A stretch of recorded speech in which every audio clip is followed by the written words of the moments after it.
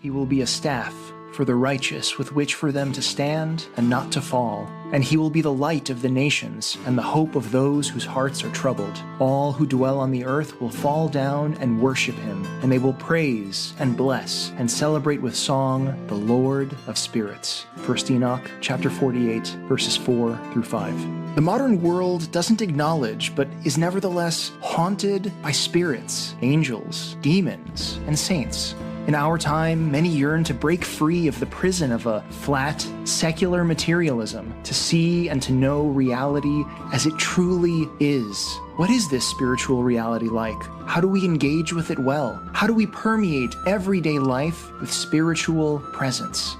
Orthodox Christian priests, Father Andrew Stephen Damick and Father Stephen DeYoung, host this live call-in show focused on enchantment in creation, the union of the seen and unseen as made by God and experienced by mankind throughout history. Welcome to the Lord of Spirits. Hey, good evening and welcome to the new, earlier time. All of you dragon slayers, giant killers, and mort-safe mavens. You are listening to the 131st episode of Lord of the Spirits podcast. I'm Father Andrew Stephen Damick in Emmaus, Pennsylvania. And with me is my fellow Neanderthal and proto-human, Father Stephen DeYoung in Lafayette, Louisiana. And we are both perched above the gateway to the underworld that is planet Earth. We will take your calls beginning in the second half. This is live. And the great gatekeeper, Mike, post-apocalyptic Kurgan Dagan, will be listening to your dulcet tones if you just give us a ring at 855-237-2346. Before we go any further. Yeah, go ahead. We have the elephant in the room to address. Oh, go ahead. For the people listening live, which is some subset of the usual people, you're already aware this is a different time than we normally begin. There's been a change in our live airtime. And we've always been very transparent, Father Andrew and I, with you, the listener, over the course of this show. So I feel that we need to explain this, right, to our listening audience. Why did we make this change? And so, again, just to be transparent, Father Andrew, as he's continued to get gradually more and more old and infirm, requires certain accommodations. And so this is the first of what may end up being several things in the future. He still has a few good productive hours every day where he can do some work and he's cogent. We're going to sort of schedule the airing of the show around that. And that way, we can get the most out of him while we still have him with us.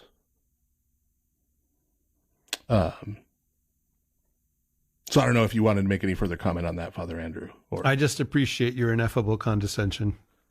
Yeah. So, although I mean, I have to admit, this might not be a thing that I should joke about, but I have to admit, with you as the CCO, I kind of feel like it's like Weekend at Bernie's over there at the Ancient Faith headquarters.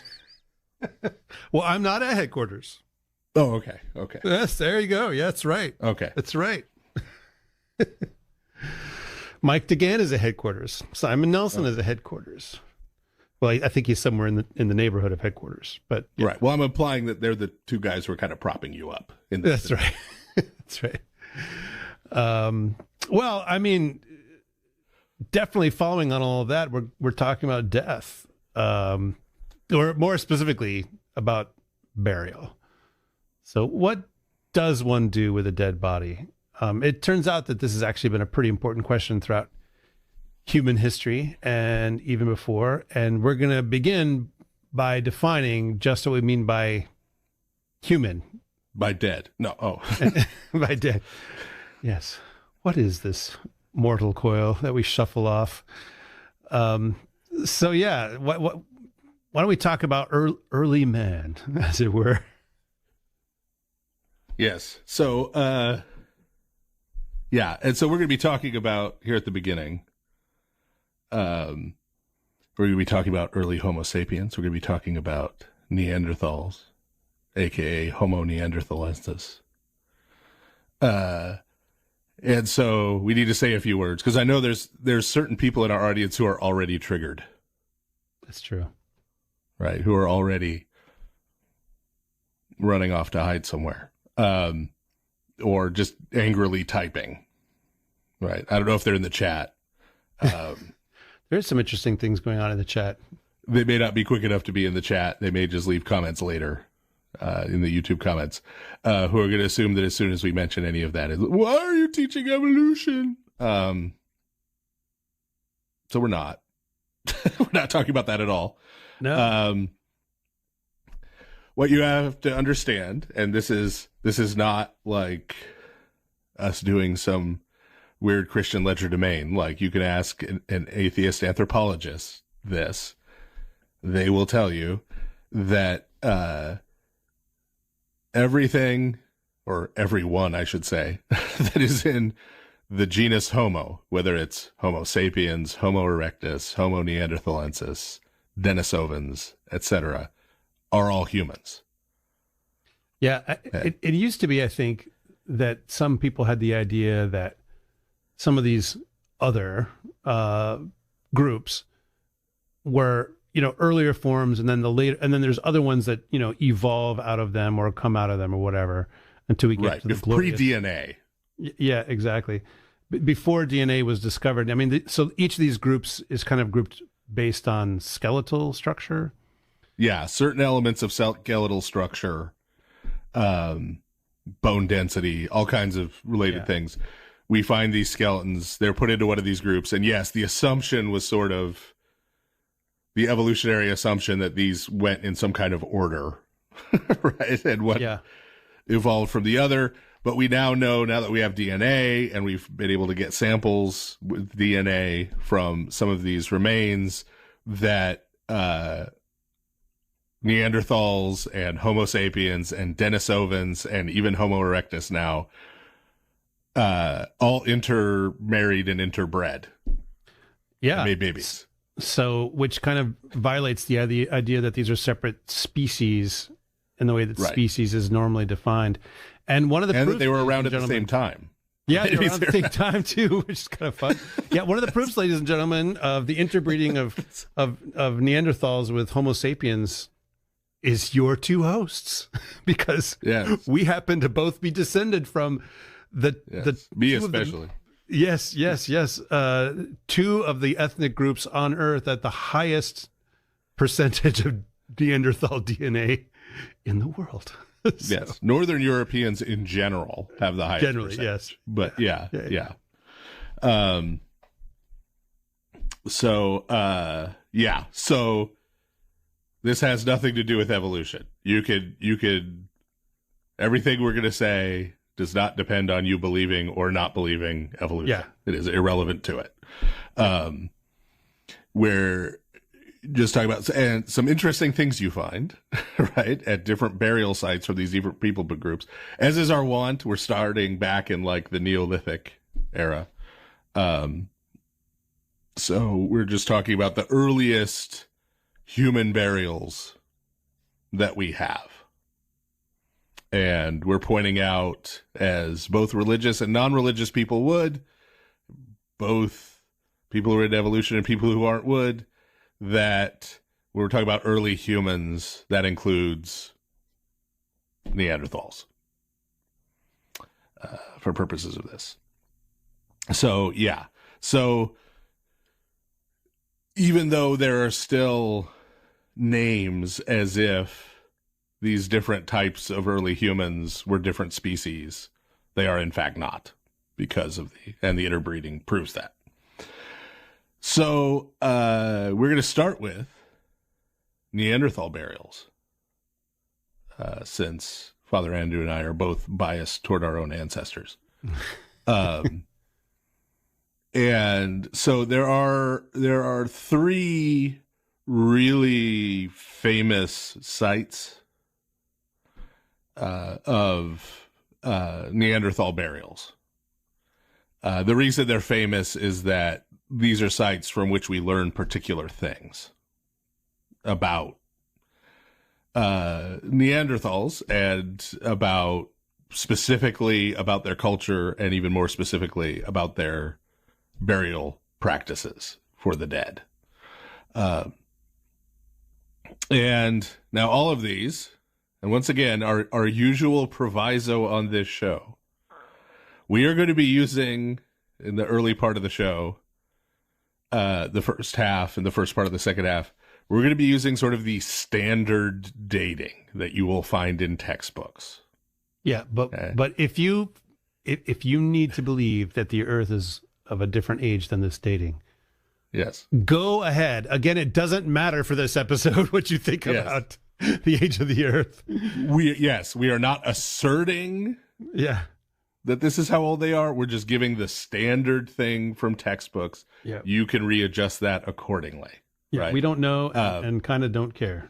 And you're right. And the reason for giving it, though, is we want to give an idea of, older, much older, less old, newer. Right. That's the purpose of listing dates at all. Okay. Is comparative.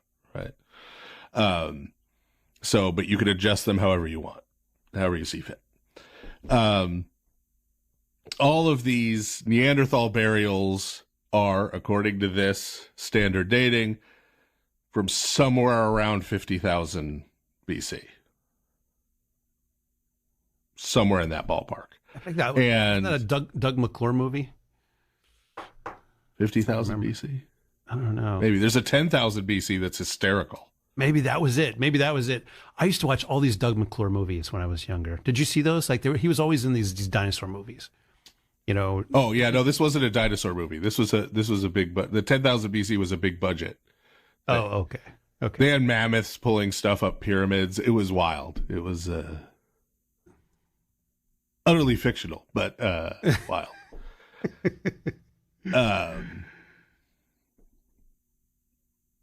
And related to what we were just talking about, they this is so sad, but they found this woman, this older actress, who they thought kind of looked like a Neanderthal, and so they cast her as the main character's grandma. Wow. Because they were trying to have his little tribal group be reflect the DNA integration. Yeah, it's that's awkward. Yeah. So anyway, so the first one of these to talk about, and this one's primarily famous because of how many burials are in it. And this is what's called Shanidar Cave, which is in northernmost Iraq, or Iraq, if you were alive in the 2000s. Or even I was saying the 80s, that's how they pronounce it, in Iraq. Iran and Iraq. I think they're up to 13 or 14 skeletons. So each skeleton is numbered. So it's like Shanidar 1, Shanidar 2, Shanidar 3, and it's like Roman numerals.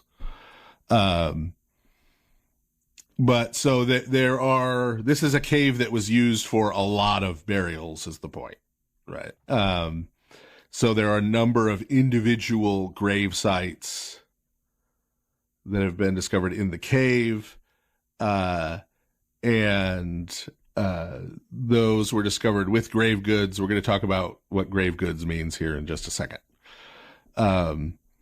So that site, other than just the number of skeletons, is not super remarkable. The second one, are you going to do the French? Since that you don't think I wanted to hear you butcher it? Superior French scholarship. I mean, I'll just pronounce it like Cajun Man. I'll pronounce it like Cajun Man on SNL. Right. That's the. It's La Chapelle au Saint. Okay.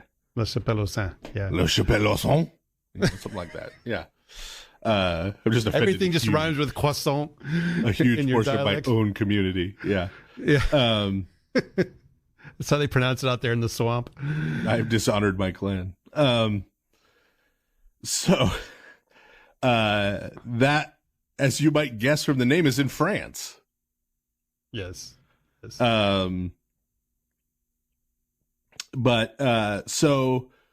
what's notable about this site, there's Neanderthal burials there, and there is a skeleton that was found there, Neanderthal skeleton, and it was what's notable about it is that it was in a pit that was deliberately, like there's tool marks and stuff, dug out of limestone.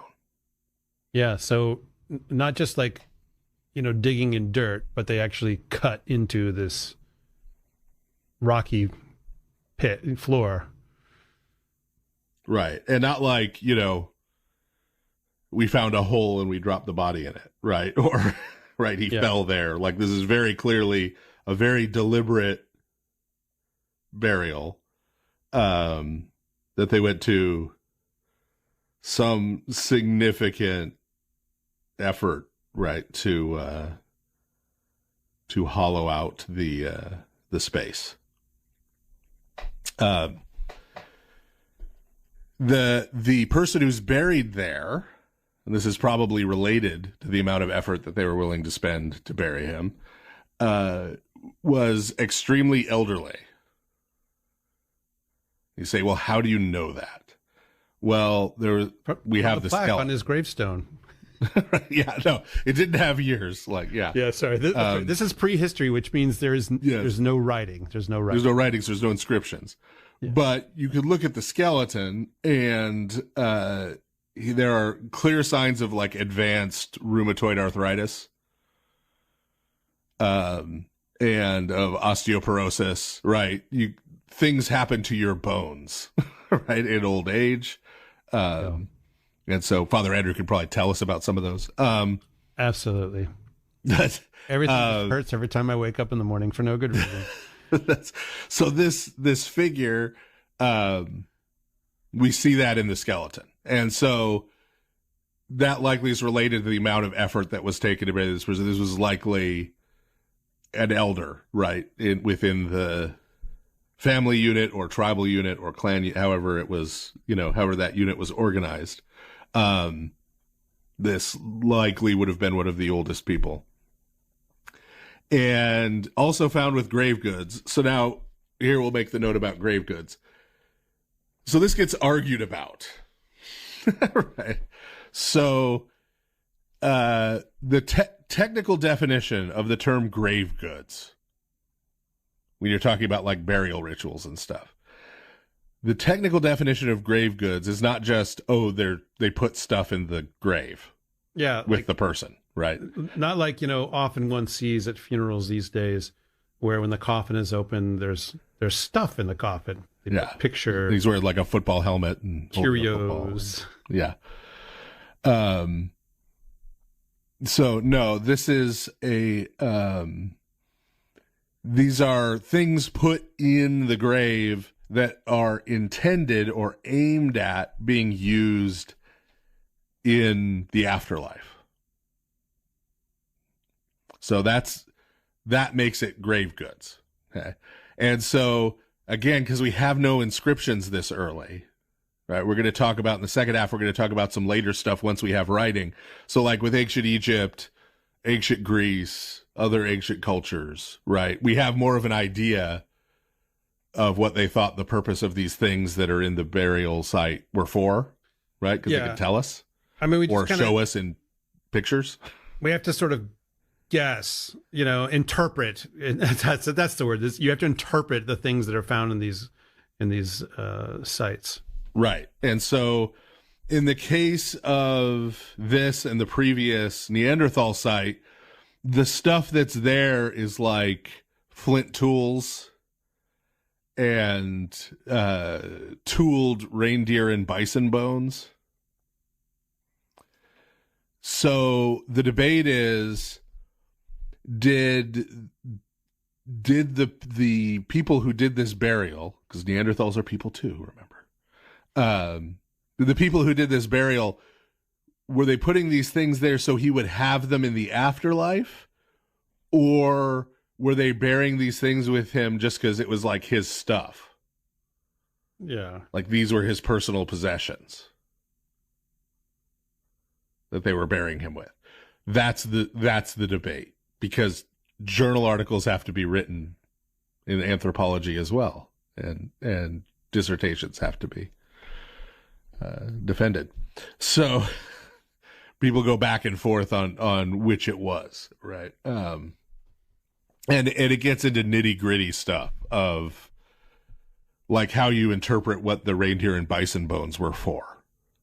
Right? Like, was this a crude flute? Is he playing music? Or is he, like, did it have a ritual? Right? You get the idea. I feel like the earliest flute was some kind of bison bone or something like that. Yeah, it was very common to make things out of that. And Wisent. Yeah. That's everybody's word for that is wisent. And in Europe, like in Doggerland especially, Neanderthals mainly hunted reindeer for food. Yeah. And then they would repurpose the bones and the antlers. So like they made their spear tips out of reindeer antlers because they figured out that reindeer antlers sort of splinter when they hit and lodge inside an animal. So it's sort of like a hollow point bullet. And can actually do a lot of damage and then bring down a reindeer more easily. So hey everybody, you learned something completely irrelevant today. But my ancestors over in Doggerland were using reindeer antler tipped spears. There you go.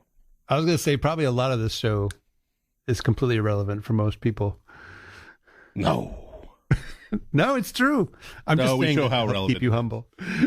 I just don't know the reindeer antler thing so much as, I mean, I suppose if you make a time machine, you go back to like ancient Doggerland and then like a mammoth stomps on it. And so you're stranded there. At least now you'll know how to make a spear.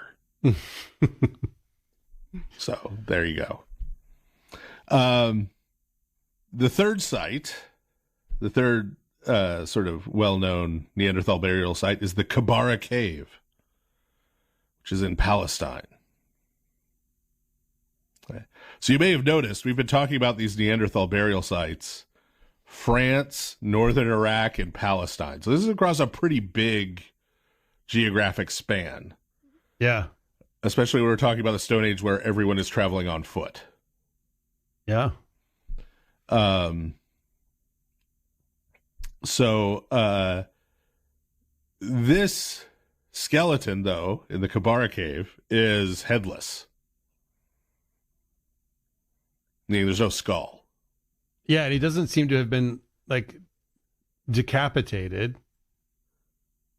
Right. Just the skull has been removed from the set. Yes. And so that also is the subject of all kinds of articles. Yeah, yeah. Because there is evidence in a lot of early civilizations, much later than this, of skulls being sort of removed from graves and decorated and different things being done with them. So that's one of the hypotheses, is that something like that was already going on at that time. Then you get the counter articles that are like, we have no evidence of things like that going on at the time. And then the response to that is, well, maybe this is evidence of that going on at the time. Right? Yeah. You see how academia becomes an endless loop with no resolution. Right. But so we know for sure this is a burial site, because you might say, like, well, okay, if the head's missing, how do you know he didn't get his head bitten off by something or decapitated or, right, through accident or on purpose? Well, because he's buried with his arms folded over his chest. So that's a thing. Which it would be really unlikely, right, for someone to get decapitated accidentally or on purpose in the Stone Age in a way that would cause them to fall straight back into a hole, land flat on their back with their arms folded across their chest. Yeah, this suggests being posed in that position. Yeah, right. The other really interesting thing, and evidence that he was not decapitated, is that this skeleton actually has an intact hyoid bone. What's the hyoid bone, Uncle Steve?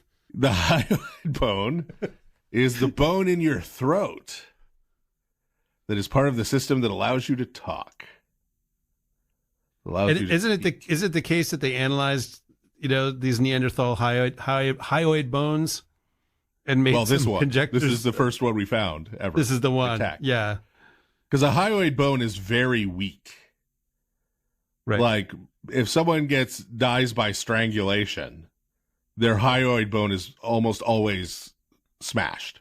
Yeah, and if you get decapitated, that thing is coming up. Yeah, so we know he wasn't decapitated because it would be gone, right? But also because it's such a small, thin bone, a lot of times just time, erosion, right? Like it's usually not one of the bones that's preserved. The bones you usually find are like femurs and bigger ones. So more massive ones. Yeah. But so yes, as you were alluding to, they have analyzed this hyoid bone and its shape and structure. And so even though Neanderthals were much shorter than most modern humans on average and stockier and had higher bone density, they apparently would have had very high-pitched, even shrill voices. Just imagine Michael Jackson in his later years. Yes. Someone who looks like Wolverine and sounds like Michael Jackson.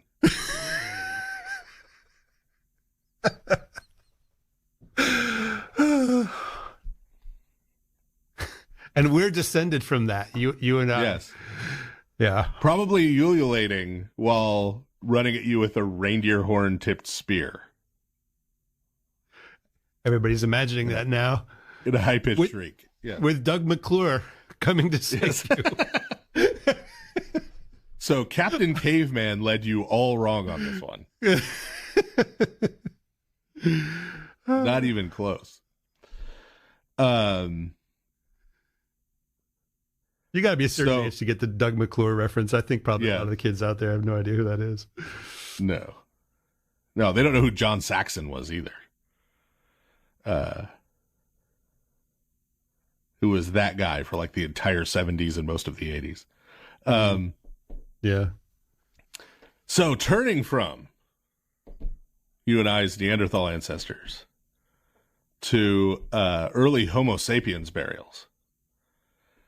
Our earliest Homo sapiens burials, again, this is going to confound the way some people were taught this if you're old back in school, but our earliest Homo sapiens burials are way older than our earliest Neanderthal burials. Wait. Or what? Our Neanderthal burials. Yeah, I know. Cannot be. Yes.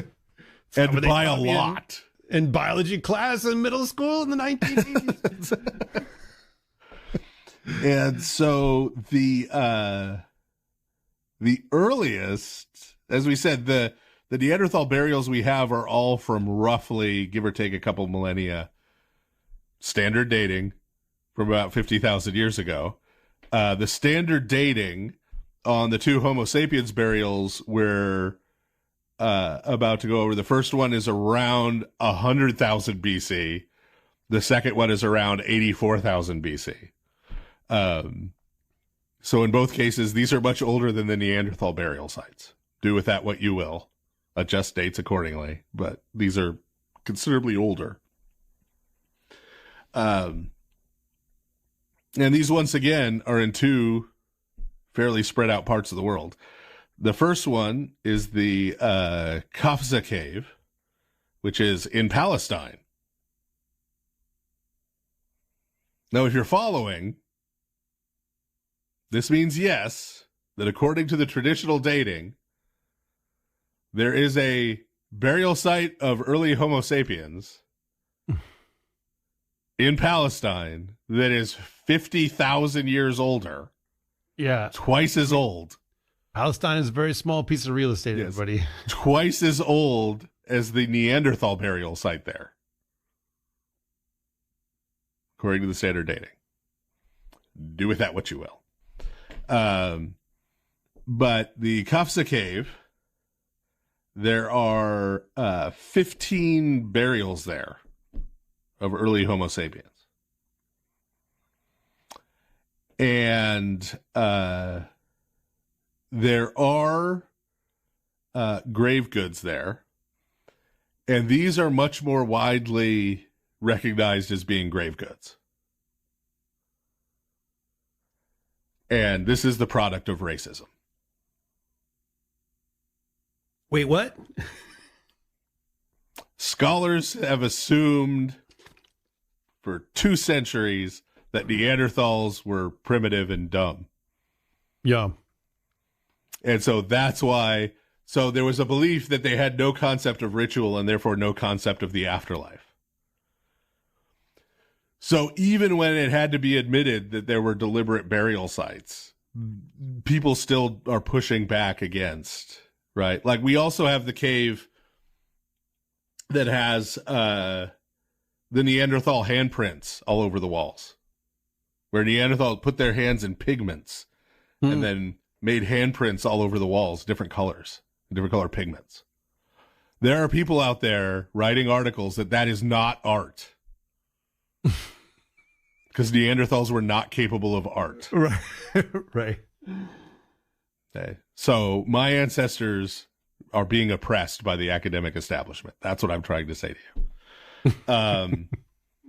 Whereas, you know, Homo sapiens, you find some stuff that, oh yeah, that's grave goods. They believed in an afterlife. That, you know, yeah, I see how it is.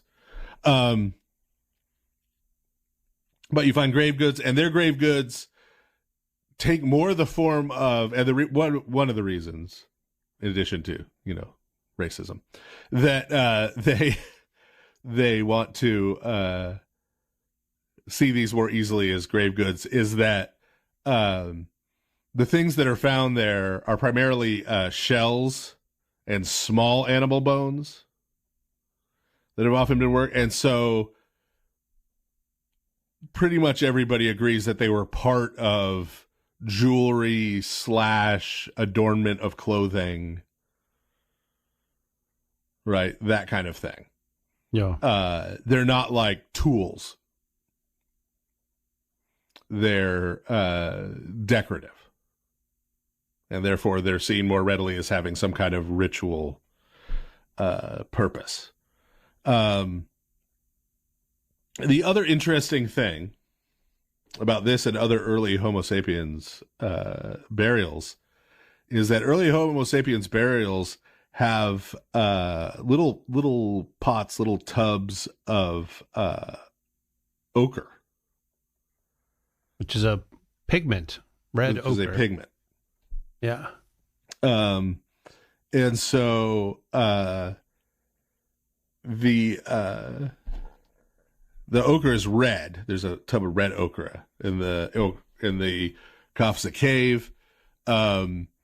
Again, lots of journal articles about why it's there and what it's for, which runs the gamut from it was an offering to it was pigment they used on the body, right? So if you think like a red pigment might make the person look more alive, that kind of thing.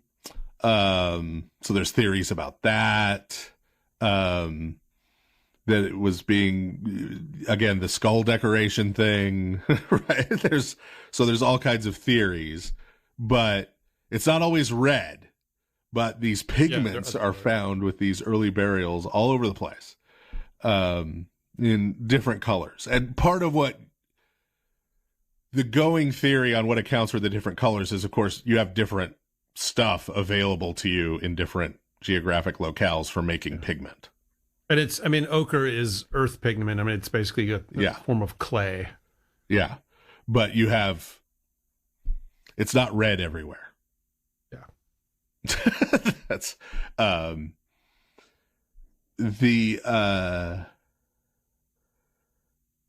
so that's all debated. But there are 15 individuals.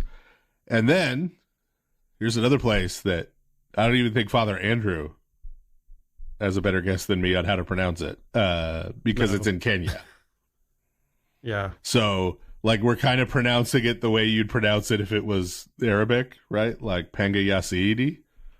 But it might not be Saidi. It might be Saidi or Saidi or I don't know. But Kenyans, call in. Let us know. Yes, if you are a Kenyan and can help us out with how to pronounce the name of the place. The Panga, I suppose could be Panja even, but I'm pretty sure it's Panga. Panga ya, and then Saidi. It's a very early burial site in Kenya. This is the one that traditional date 84,000 years ago. And what's interesting about this is that it is a toddler. So this is someone's young child who passed away, and the body was buried with a pillow under its head. And wrapped in some kind, and this is debated too, whether it was just a blanket or a shroud, or it's wrapped in some kind of cloth. We've only got, we've got scraps and remnants, right? But was wrapped in some kind of cloth. And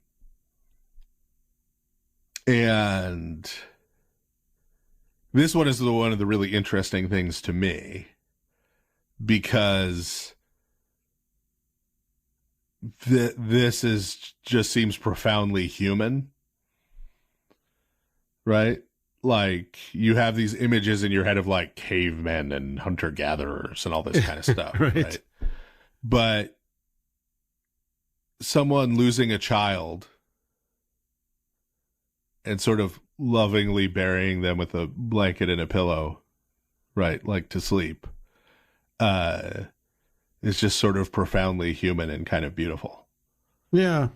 There's something touching even about this super, super ancient burial. Yeah. So yeah, we need to remember that, human nature, as St. Paul wanted to teach us, is transtemporal. They were humans made in the image of God in the same sense we are. So why did we talk about these sites? Well, there's some interesting things. Okay. Because there are certain things that all of the Neanderthal burial sites have in common. Even though, as we said, they're spread out over a pretty huge geography, from like France to northern Iraq to Palestine, right, to the Levant. And even though we talked about examples in like Kenya and Palestine, there are things that all of our earliest Homo sapiens burials have in common.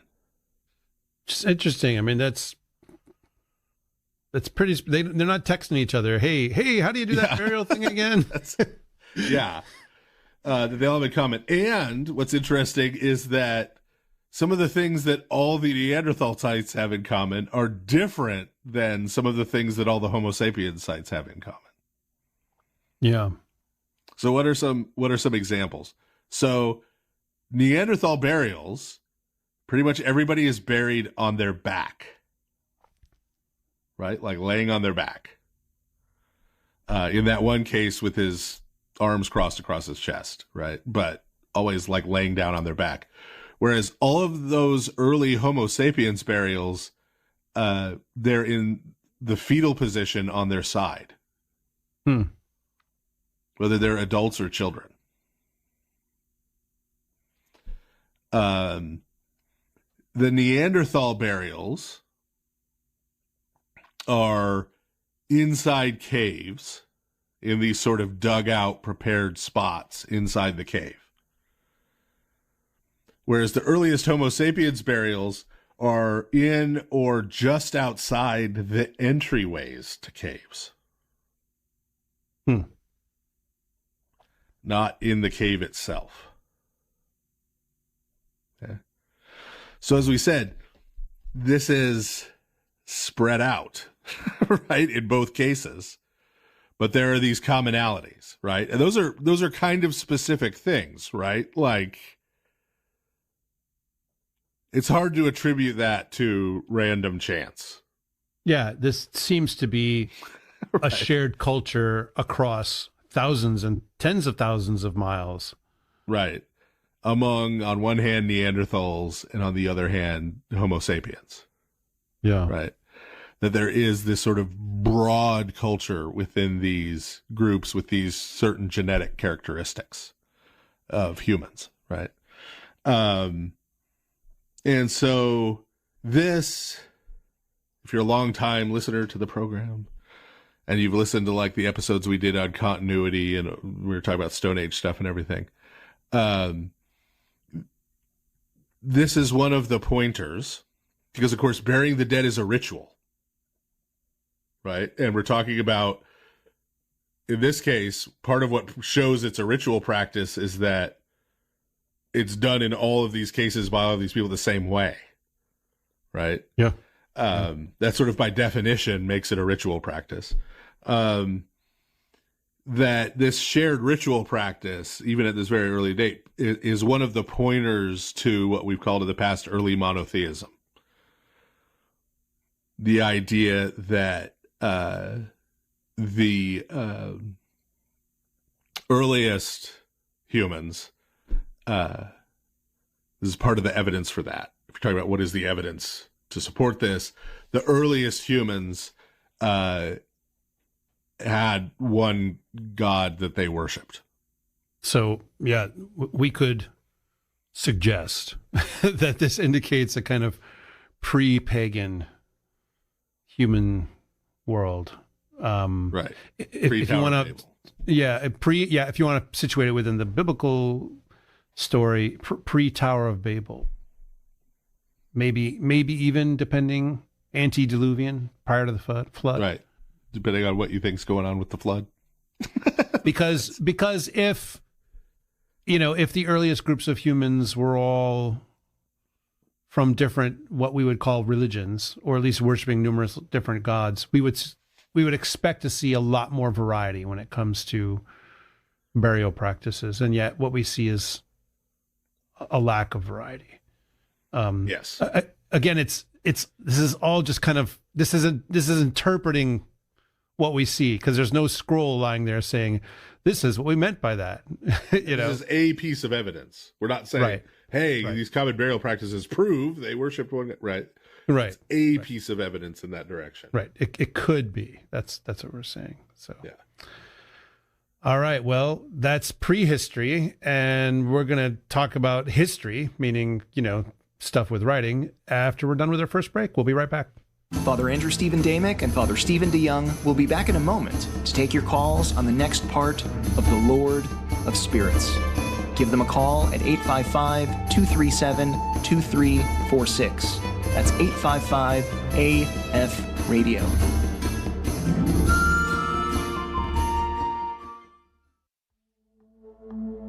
Ancient Near Eastern texts, such as the Baal cycle, portray the pagan god Baal as a rebel, the hero of a revolution, worshipped and glorified for his long string of victories. In The Baal Book, a biography of the devil, Father Stephen DeYoung shows that the Hebrew scriptures consciously turn the Baal story on its head, depicting him as a failed and defeated rebel who nonetheless tries to steal the glory that belongs to Almighty God. From these scriptures, the figure of the devil emerged within Jewish and Christian tradition. Father DeYoung works through the Old and New Testament passages that refer to various Baal stories, and he surveys Baal worship through followers' beliefs, religious practices, and liturgical life. In these pages, we will see that the figures of Baal and the devil, the prince of demons, are one and the same. To find this book and others like it, you can go to store.ancientfaith.com. Again, that is store.ancientfaith.com. We're back now with The Lord of Spirits, with Father Andrew Stephen Damick and Father Stephen DeYoung. If you have a question, call now at 855-237-2346. That's 855-AF-RADIO. Hey, thanks, voice of Steve. So we're talking about burial practices here on this 131st episode of the Lore of Spirits podcast. And Happy New Year, everybody. By the way, it's 2026. And apparently about the ball game. Every time I hear that ad, I'm just like, I mean, it's not wrong, ball, right? It's not wrong. It's just, it makes all the puns in your chapter titles not. Yeah. Yeah. So are you ready for a dramatic revelation? I am. This will show you the bizarre, bizarre wheels within. Dropped off. So yeah, give me the dramatic revelation. All the wheels within wheels that go on in my fevered brain when I write a book. Okay, here is the great secret that no one has figured out. The Baal book is the Jungian shadow self of Arise, O God. That's why they're roughly the same length. I can see that. And there's even a structural thing going on. I can see that. That's interesting. It is the mirror universe Arise, O God. It has a goatee. And a little sash. Yeah. Yeah. You don't have to have read Arise, O God to understand. No, you don't. As long as we're revealing things, though, I have to say, even though this is completely not on topic at all, I'm just excited about this. I was telling you about this earlier today, Father, that a lot of people know that there's a film coming out in just 3 weeks or so, a little over 3 weeks, called Moses the Black, which I have to admit, when I first saw the posters for it, I thought that it was a joke. And I don't mean that I thought, oh, that's a joke. Why would I need to do that? No. I really thought that someone was trying to be funny. But no, there's a film coming out called Moses the Black in a few weeks. And I'll be interested to hear everybody's responses to it because, and here's where I get to play my I'm still hoping to be cool card, even here in my decrepit middle age. I have seen it. And it's actually, I think it's rather good. Shockingly, surprisingly, I can't believe it good. But it's. Did you like the songs as much as K-pop Demon Hunters? I did not go away humming the music the way that I did with K-pop Demon Hunters. So yeah, you have. Because I know how you feel about rap music. I am not into rap music, and rap music is indeed what the soundtrack of that film is about. But yeah. I mean, it could be no other. You know, that film, it's about gang violence. Did you shake your walker at it when the rap music started? I did. Okay. But no, I encourage people to go out and see it in a few weeks. I've never seen a movie like this in my life. And I've not seen anywhere near as many movies as you have, but I've never seen a movie like this in my life. It is not what anyone thinks of as Christian entertainment, but it is a profoundly Christian film. So anyway, yeah, go check it out, everybody. Okay, well, we do have some callers calling in. All right. To accuse us of being Darwinists. That's right. We have one. It's funny. So we have one that according that his phone apparently is from Palm Springs, California. Okay. But Adam is from Texas. Yeah. So Adam from Texas, welcome to Lore of Spirits podcast. Hey, how's it going? Hey, Father. It's good to talk to you. I actually am from Indio, California, but I live in Texas now. Well, oh wow, Indio. Where is that? Yeah, is that your hometown area, Father Stephen? Or very roughly. Roughly, okay. Very roughly. Inland Empire. But when I heard Palm Springs, I assumed you had grown up under the mayordom of Sonny Bono. But I guess not. Not quite that old now. Wow. I did just watch Groundhog Day, and Sonny Bono figures over and over again in that film. Yes. Southern California has an Indio and a Chino. Huh. Yeah. My dad was from Chino. Yeah, there you go. Yeah. So what's on your mind, Adam? Hi. Yeah. So on the subject of like death and stuff, I was curious. So there's Adam and Eve and their kids. They died, right? Then you have after the flood, those people died, and then you have Jesus comes over post-resurrection, and then it says in Matthew that like holy people left their tombs and entered the city. So what I'm wondering is, was that everybody who died before the flood? And if that's true, then how is it that like Moses is still around, like in the Transfiguration? Like what is there different things that happen to different people at different stages of history when they die? Because I'm just kind of confusing to me. You mean in terms of like, do they go to different places?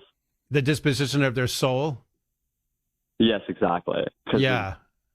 Yeah. I mean, so in terms of linear history, right? If we're thinking about history as human beings experience it, that's where I'm stuck. Yeah. Yeah. Before the harrowing of Hades that Christ accomplishes in his death and resurrection, all humanity goes to Hades.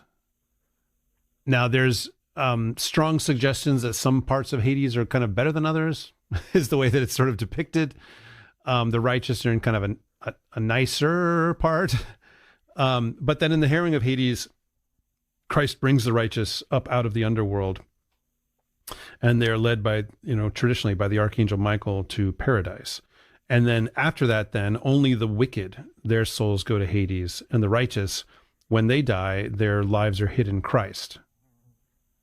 So there is a difference before and after the harrowing of Hades. So all of but like if you're thinking about the Transfiguration, what are we looking at there? Well, because Moses died, right? And I know there's something about Moses' body. It's mentioned something really special happened to him in Jude, but it seems like Moses was resurrected from the dead before everybody else. And also, Jesus says Abraham, Isaac, and Jacob are alive, or at least kind of it sounds like he's saying that. So I was wondering, how is it that they're alive, but everyone else had to wait until Jesus, resurrection, and then, now there's people still waiting for the resurrection? Yeah, I mean, it's wibbly wobbly, timey-wimey stuff on a certain level. Like the resurrection of Abraham, Isaac, and Jacob is effective even before the harrowing of Hades, not because they weren't harrowed in the harrowing of Hades. It's that their harrowing from Hades becomes trans-temporal in its effects. Does that make sense? Oh man, I don't know what trans-temporal means. I mean, it's across time. So the way I describe it to people, even now, is that from the point of view of the saints, the resurrection has happened.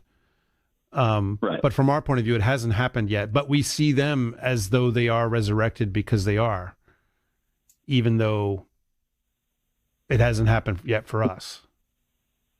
Right. So people who are right with God, when they die or have died, they're already in like a heavenly form.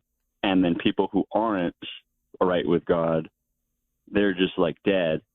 And then they'll be resurrected when Jesus comes back to face judgment. Is that how it works? Yeah, there's two resurrections. There's the resurrection of the soul and the resurrection of the body. And the righteous are experiencing the resurrection of the soul immediately upon material death, physical death. The resurrection of the body is in the future. And the wicked do not experience the resurrection of the soul. They have dead souls. But we will all have the resurrection of the body in the future. And the saved will be resurrected in both soul and body. That will be their final state. But the damned only in the body. Gotcha. Okay. And then it's after the damned are resurrected with the body, they go to hell or whatever. I'm getting confused with the hell terminology too. Yeah. Or Gehenna or one of those. Well, okay. So hell, Hades, Sheol, the grave. I mean, all these things are just sort of names for the underworld. In the end, what happens is the underworld itself gets cast into what the scripture calls the lake of fire. Okay. Yeah. And so Yeah, the problem is that in English we use the word hell to refer to a lot of different things, and then we kind of squish them all together. And make Mostly it a like city Right. edition. Yeah, exactly. Yeah. Yeah. Right. I mean, it is also And, it is also the airport code for the capital of Finland. So I just wanted to put that out there. Like, there's signs everywhere in the airport. They say "Welcome to Hell," which is awesome. Oh, like Helsinki. Okay. So great. Yes. So great. So amazing. I met the devil in Okay. Helsinki. There's a reference. Okay, okay. Gen Xers got. There we go. So I don't know. Hopefully that clears up some of the mud for you, Adam. It did a bit, and I'll re-listen again later to try to like re-clarify it. But if you don't mind, really quick, the whole thing with time and how time works, I had a question.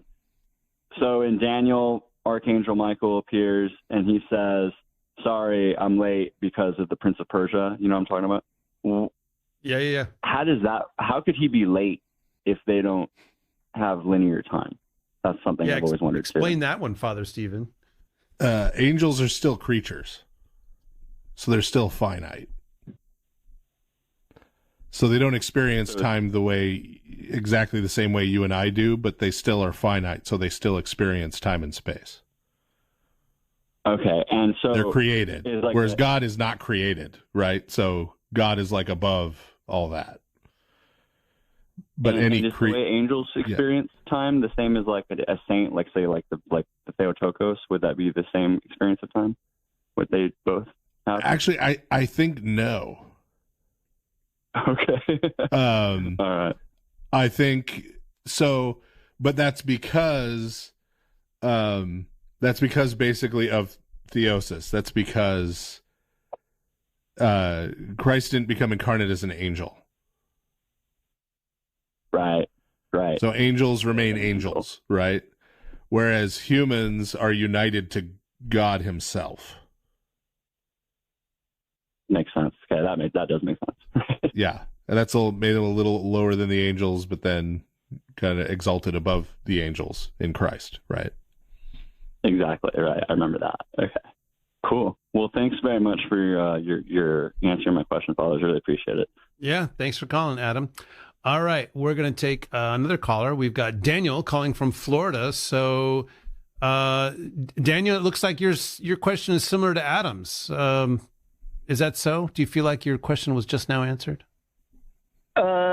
It's similar, definitely similar through line. So, I mean, my question is basically about last week's episode and how it ties into this one with Christ being incarnate and the ascension, and how the dead experience it.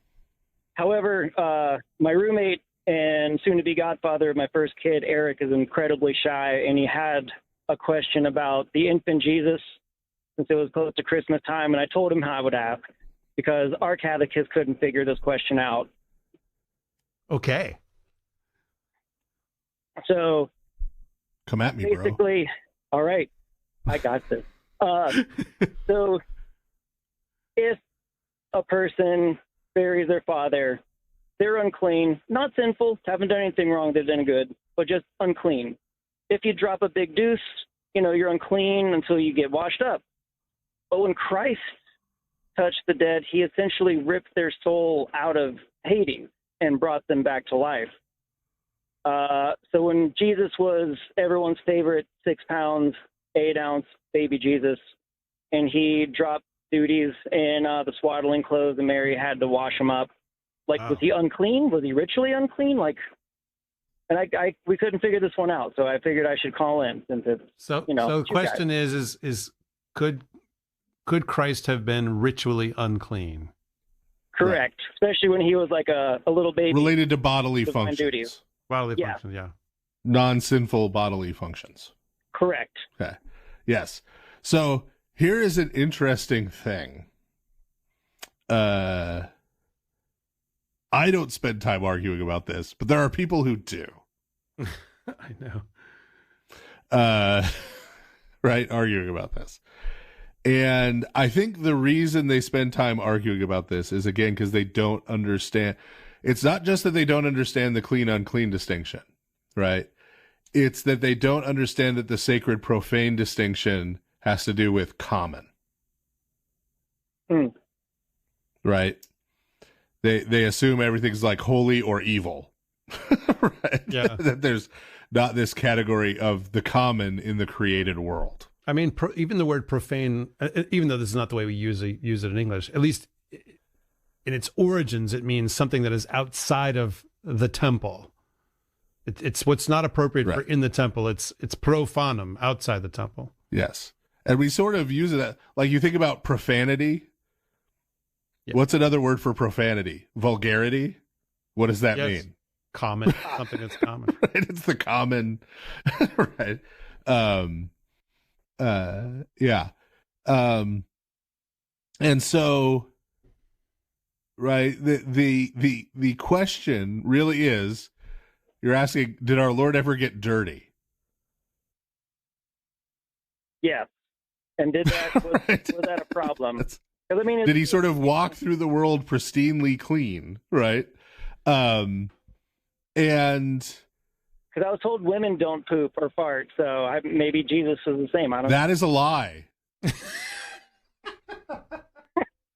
Wow, we've gone and I thought you said you were having a child, which implies to me you should be married, so you should know better. Yes.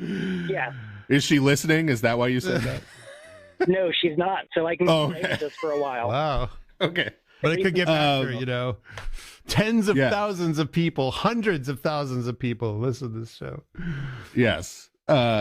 So, right. But there are related questions. Like, did Christ ever get sick? Did he ever get a cold during his earthly life, like pre-death and resurrection, right? And so I think here's how I approach this question. And to paraphrase St. Paul, I have no word from the Lord on this. There is no dogma at stake here. But the way I approach this question is by way of St. Maximus the Confessor, which gives me a little bit of confidence. Not that he ruled on this particular issue, but that when he talks about Christ having assumed the blameless passions, right? Meaning the passions that aren't sinful, right? So getting tired, getting hungry, getting thirsty, right? So to me,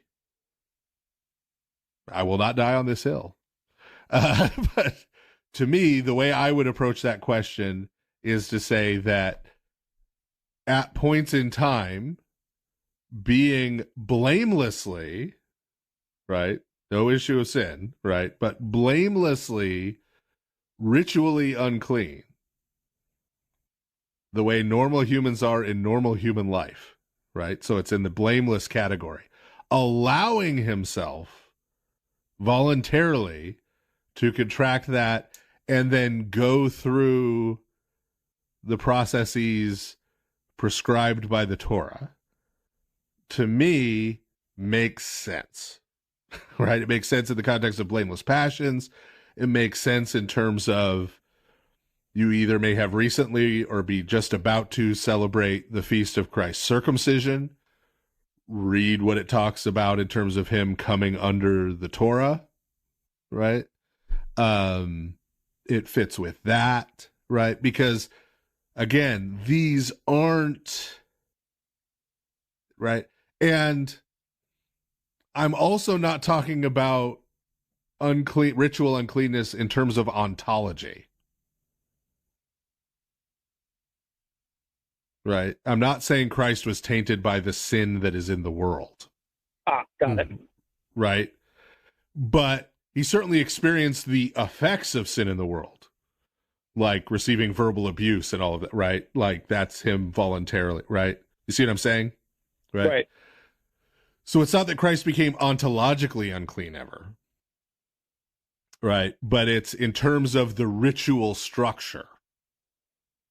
There were times when he would have been considered under the Torah ritually unclean, and that Christ voluntarily went through the processes to do that as any other person living at that time would have, in order to fulfill all righteousness. Right. Got it. All right. Does that clear things up for your unseen, unheard from roommate, Eric? Yeah, well, he's in the car behind me. We're caravanning, got to move, doing stuff. I'm sure he'll listen to this later and thank me because he's shy. But I'll be brief with the question that I actually wanted to ask. Here we go. One. Like, that was my real question. That was literally. I was asking for a friend. Yeah. So on the last episode, you guys talked about how Christ took our humanity from Mary, that his humanity got elevated at the resurrection. He's outside of time. His humanity is outside of time. It's eternal. That's how he created man in his image and likeness. So for those of us, for those who have died, have they already experienced, has the life of the age to come already happened for them? Like, I know we should still pray for our loved ones as though they're in a linear time, right? Like, that's what the church teaches. Pray for your loved ones. We don't know what the ultimate outcome is. Well, we pray for them because we're in a linear time. Yeah. Right. Well, that's the only thing we can experience. But I guess, are they outside of that? But we should still, I guess, for the sake of trying to understand it, we should still keep doing what we're doing. But I don't know what's going on as far as, are they already experiencing that in the same way Christ's humanity is outside of time? Right. So this is going to sound mean, but I'm not trying to be mean. Okay. I don't have to. You just say I'm done. I understand. I get. I just do it naturally. This is not easy. This is not easy stuff to parse. I'm Dutch and blunt. But so your question is incoherent. Here's why. You're asking me what someone outside of time is experiencing now. Oh, that's a good point. See the problem? Yeah. What is now? Now is for us. We have now. Yeah. I mean, the experience we're having is the one we're having, and so we function within that. Right. But they're not in another parallel timeline experiencing something now. Right? Our definition of now doesn't apply to them. Yeah. Does that help? I think so. I'm going to continue to listen. Like I said, I know what I should be doing. I'm just trying to connect the through lines with eternity, transtemporalness, and these last couple episodes. Thanks, Padres. Yep. All right. Thanks for calling. All right. Well, fun. Good questions from last time and connecting to this time as well, because all of this stuff is kind of a one big ball of wax. Because we continue to maintain on this show that salvation was possible for those early Neanderthals and Homo sapiens. Yeah. And the salvation that was possible was salvation in Christ. Yep. Because they shared the same humanity. One salvation, one humanity, one Christ. Yeah. So let's shift away from prehistory to history.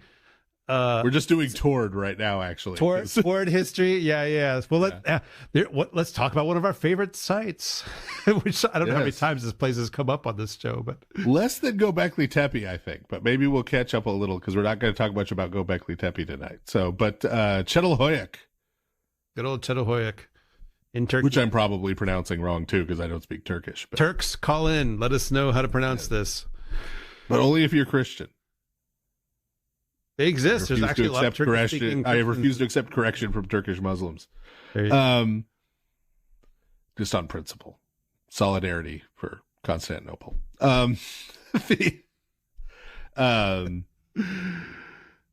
So, again, adjust your dates accordingly. So we're not quite at written history yet with Çatalhöyük. We are at conventional dating. Don't at me. 9,000 years ago. Okay. So this is one of our very early human settlements, right? Very old. Okay. But much more recent than what we were talking about in the first half. Okay. Because people are now settling in places. We've domesticated grains to allow people to feed themselves, right? So there have been Neolithic revolution has happened, right? Stuff's gone on. And so this early settlement, we have a lot of buildings there, like actual, like constructed permanent buildings. And what we find is that the burials are primarily in the homes. So people were buried in the floors of homes, either under the hearth, just under the floor in general, under a platform.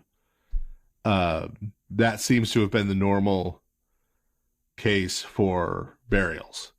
There is one particular building in the settlement that is referred to as the House of the Dead. Not because it is an old shooter game and a horrible U-Bowl movie, but it is called the House of the Dead because in this one building there are 20 burials. Which is abnormal. So the general working theory, though, of course, articles, right? Dissertations. But the sort of working theory is that the people buried in the floors of what look like homes were members of the family or social unit that lived in those homes. Whereas the 20 who are buried in this one building are people who were unattached to those social units. Right. But again, we're pre-writing, so we don't have any, we're theorizing. The burials are in the fetal position. So we're going Homo sapiens style. That has prevailed. And there's clear evidence that these sites were repeatedly disturbed. Meaning a person would be buried, it would be dug up again, and, for example, another person would be buried next to them. Right? But also that during some of those digging up and reburials, skulls were taken and plaster and then paint was put on them, and then they were reburied. We don't know exactly what they did, because when we talk about like plastered and painted, that means we've got little flakes and shreds of plaster and paint on skulls, right? So we don't know if they were sort of trying to recreate what the person looked like, or they were just doing decorations, or if they were making some kind of ritual thing being done to the skull. We don't know if this was done at a certain time, like after a year or 2 years, or just when the next person died, right? We don't have access to any of that, right? We just know in general that it happened. We've got lots of grave goods, lots of jewelry, on people who were buried. But the most interesting thing, the reason I kept saying family or social unit or whatever, is that, again, we have DNA now. And so when the DNA is tested on the people who are like buried in the homes, where we've got multiple burials in one home, in most cases, they're not blood relatives. Yeah, that's curious. Right. I mean, from our point of view, like, yeah. from what we think of was normal, life together in a home. Right. So, we had generally assumed that, like, oh, well, this is like a family home and they're burying the dead generationally under the floor of the family home, right? That had been our assumption. But that doesn't work. So it may be that we have like married couples. We don't know then what happened to the kids, because they would be blood related to one of the parents, right? Yeah. So like it could be that these houses were reused by different families, that maybe a lot of these houses weren't used by settled members of the communities. Maybe there was some kind of transitory population that would come and stay there and then move on. There's theories that people from particular trades would form social units. Yeah, and so that's why they're not blood relatives. Dorms of some sort. Yeah. So there's all kinds of theories, but we don't know for sure at Chettlehoik. Yep. Well, I should tell everybody that when Father Stephen was putting together the research for this episode, there was a glaring omission, and I'm really ashamed to be working with you based on this, Father. But I mean, might as well just keep going, I guess. But yes, so something else that is also really notable is there's a kind of burial called a kurgan, Kurgan. And see, I told you guys, we only got a couple hours a day. I know. Then he forgets letters. I'm getting, it's already sundown over here. So a kurgan is a burial mound. No, wait. You're saying there's more than one? Yeah, there's lots of them.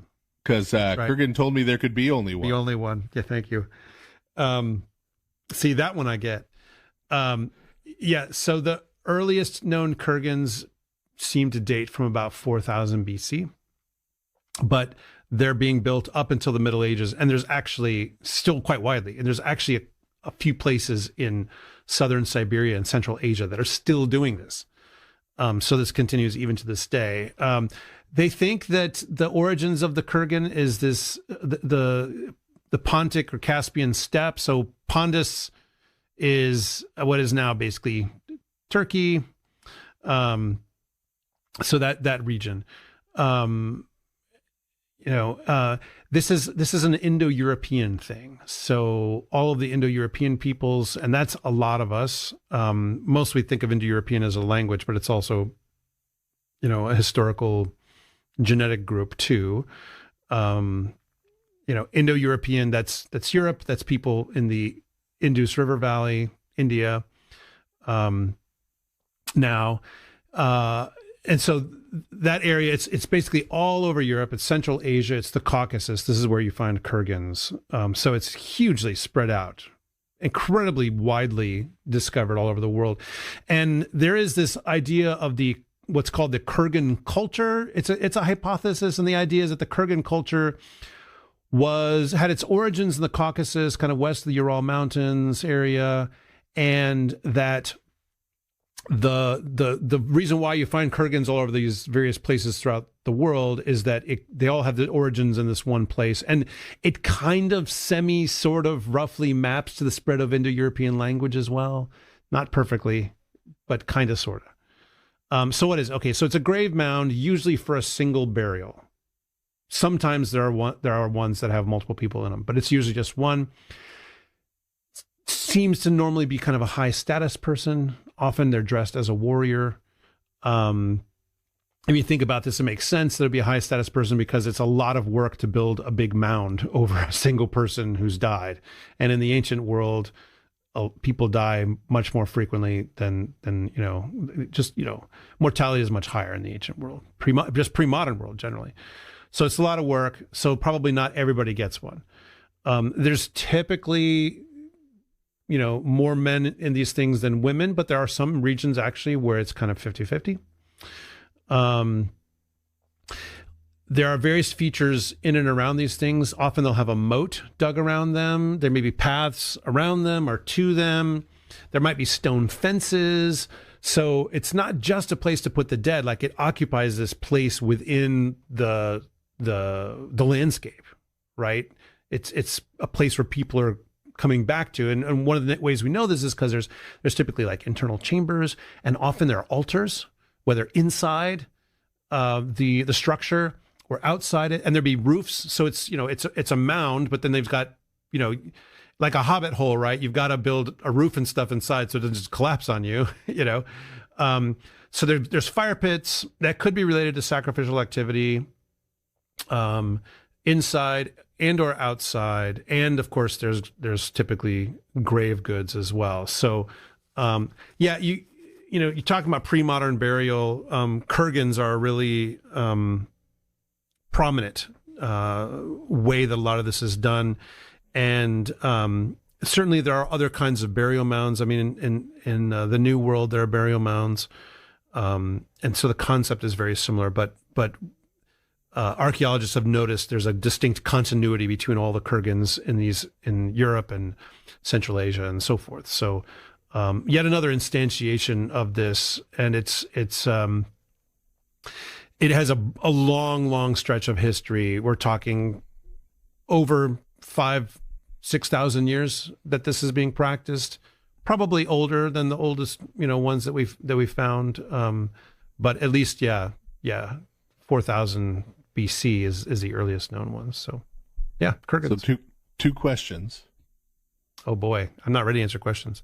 Is this going to become a regular segment, Father Andrew's Kurgan Corner? Regular Kurgan updates. Yeah. And secondly, are you expressing your final wishes to us? I would not be against a kurgan. Getting back to my Indo-European roots. Yeah, no. I mean, I understand. Are there any suitable mounds on Guam? Oh, Guamanian mounds. You could put me inside Mount Lam Lam, which barely qualifies as a mountain. I don't know if that would be a good mound or not, but I don't know. It'd be very expensive to ship my body to Guam. Unless I go there to die, I guess that would be probably a little bit cheaper, maybe. Yeah, there you go. Well, no, I mean, those are much easier questions to answer than I thought. I mean, I'd be excited to have further discussions of kurgans here on Lord of Spirits podcast. I mean, this is the first time it's been mentioned, so. I know that I will in the future try to work it in whenever possible. All right. I'm going to have to do some more work on this, clearly. That is a promise to you, the listener. Yes. So. Oh man, someone in the chat referred to it as a Timu pyramid. How dare you, sir? Wow. How dare you? That is on point. Wow. That is kind of on point. Someone asked if you built too many kurgans on Guam, will it tip over? Yes, thank you. That's the one thing that people know about Guam is that it could capsize. Yeah. Yeah, it is the lazy man's pyramid, right? Like that's just find a hill, close enough, But yes, so now back to the ancient Near East from our travels into Indo-Europe. Indo-Europe? Whatever. Eurasia, I guess would be more correct. We've always been at war with Eurasia is the thing. So specifically Sumeria. So now we're at writing. Now we've got writing. And so as we go forward here in the second half, we're going to have sort of more and more information that's solid, right? That's not based on sort of guesswork and figuring things out. In Sumeria, in ancient Sumer, there's regular folks and then there's rich guys. Ain't that just the way? And I don't know whether they were engaged in class struggle or not. That's a question for another time. But the regular folks, we're talking about how regular folks were buried. They were, like Chetalhoyuk, primarily buried in the floors of their homes. But this seems to be family homes. This we've got cross generation, right? If people were a little more well-to-do, not like rich guy like the king, right? Or major official or major priest or something, but a little more well-to-do. So this would have been like, say, Abraham's family if he had stayed in Ur, right? They would have multiple family dwellings within the city with kind of a courtyard around it. And the burials took place in that courtyard for the whole big family unit. And people were generally wrapped in reed mats made of reeds, before being buried. And often there are some sort of simple grave goods because we're talking about regular folks. Okay. Now, if you're a rich, important guy, like a king, a priest, right? It's important. Like the ziggurat is not a tomb. Pyramids, tombs. Ziggurats, not tombs. Ziggurats are temples. But so your rich guys, like your kings, your major court officials, your major priests of the city, sort of the very wealthy people, were buried in large pits. And large pit, I know, does not sound all that great. Well, you do live in the land of mausoleums, so. Yeah. But we were talking about the really well-to-do people. In the base of the pit, there would be these brick vaults. Vaults with walls made of brick, right? So now we're showing off more of the wealth. And so there would be sort of a brick burial chamber for the person. And then all of that person's slaves would be poisoned when he died. And not only were they buried down there with him, but they were posed. They were posed and set up, like doing whatever their duty was. Wow, that's going out in style. Yeah. So, and there were, of course, in those tombs, elaborate grave goods. Right? Yeah. And remember the definition of grave goods. We're talking about stuff that they believed was going with them. So they had to have themselves in the afterlife, their slaves in the afterlife, and the accoutrement, right? that the slaves required, so they could have the best afterlife possible. Even though the Sumerian view of the afterlife was kind of a horror movie. Yeah. If you're going to be in a horror movie, you want a lot of, I guess, slave/cannon fodder around you to try and help out.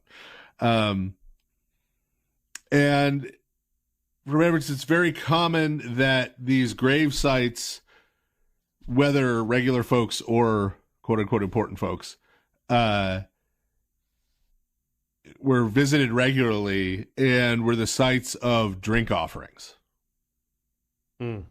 Libations, as it were poured out. So this whole liquor thing into the ground is not just a part of the Irish problem, but stretches back into ancient history. It's often wine, honey, that kind of stuff would be poured into the graves at sort of regular intervals. Egypt, of course, is kind of famous for their burial practices. That's kind of their whole bit in terms of popular culture, at least, and mummy movies. Let me just say as an aside, right? No one should read Anne Rice books. Okay. In general. No problem. But especially, nobody should read the Mummy novel that she wrote. Oh, why? Now I want to know why. It is terrible. Really? It is terrible. So, true story here, right? So, kids, back in the long ago time, when you took a long plane flight, they didn't let you didn't have like a phone that you could watch movies and TV shows on and stuff. Yeah. You just had to either sit there or read something. There was a whole... Or sometimes there was a movie screen at the front of your cabin. Well, and everybody was watching your the same fancy one movie. pants flights, but... So there was a whole industry at airports of these bookstores that just sold like cheap paperback novels, right? That people would just grab one to take on the plane with them. Yeah. Right. And we're not talking about like great works of literature here, right? We're talking about like, a lot of pulpy stuff, romance novels for women, mystery novels, right? Yeah. The best stuff you would get would be like the new John Grisham or Michael Crichton novel. Like that would be the peak, right, of literary quality that they had there. And so the first time I flew to London, I was like, I need to grab a book to read, right? And at the time I was 17 years old, was not in my goth phase, but, you know, these Anne Rice novels were supposed to be so cool. I had never read an Anne Rice book. Huh? You had a goth phase? Like everyone respectable had a goth phase, my friend. Oh, well. Wow, that was a compliment. I, too, once dyed my hair black and wrote bad poetry that didn't rhyme. Did you go to Hot Topic? No, I didn't go to Hot Topic. Okay. Once again, you do not understand the difference between, like, goth and emo and, like, vampire kids. But anyway. No, I don't. I mean, to me, goths are large German barbarians who sack Rome. That is what a goth is. No. Goth, this is like the goth category that would say burn down the Hot Topic, right? Okay. But anyway, but I never read an Anne Rice book, right? Heard all these things. All of her other books were series. So they have this mummy book. And I'm like, well, this is a one-off, right? I'll find out if I like Anne Rice novels. How bad could it be? It could be very bad. Like literally the dude is a mummy for like the first 12 pages. And that's it? It's over? And then he's restored to his youth. Wow. So he just turns into this like ancient Egyptian Fabio guy, and like it's a romance novel for the rest of the thing. Wow. Why? Yes. With just cringy and lame sex scenes all over the place. Ugh. Like poorly written. Like, and it's just like, why? Right? Like, yeah. So there you go, friends. Do not approach that book. Okay. Alone or in groups. Where were we? Yeah. Sumeria? Anne Rice books in general, no. That one in particular, heck no. Okay. Back to Egypt. Back to Egypt. All right. Yes. Mummification. Yes. So, but because this kind of stuff is so well known and so easy to look up and research and learn about, we're not going to spend a ton of time. In fact, I probably just doubled the amount of time we're going to spend on Egypt with that mummy book story. But we're going to talk about burial practices here in brief, sort of mainly at their development. Okay, so when you go back to pre-dynastic Egypt, meaning before the Old Kingdom even, you find burials that are a lot like what you find in the wrecks of the ancient Near East in that period, in that people are basically buried in oval-shaped pits. As you move through the pre-dynastic period, burials start out being primarily in wicker baskets, then move to wooden coffins, and then eventually move to sarcophagi. The difference between a sarcophagus and a coffin is that a sarcophagus is made of stone, and a coffin is oftenly inserted inside of it. Yeah. Although sometimes just the body is inserted into it, but it is sort of a permanent fixture. And even in the pre-dynastic period, there are extensive grave goods in Egypt. And so a lot of people, and there's a lot of evidence for this, that the earliest phase of Egyptian paganism was primarily a death cult, not in the sense of going around taking people out, but in the sense of being primarily concerned with funerary rites. And the rest of their ritual practice developed out of that.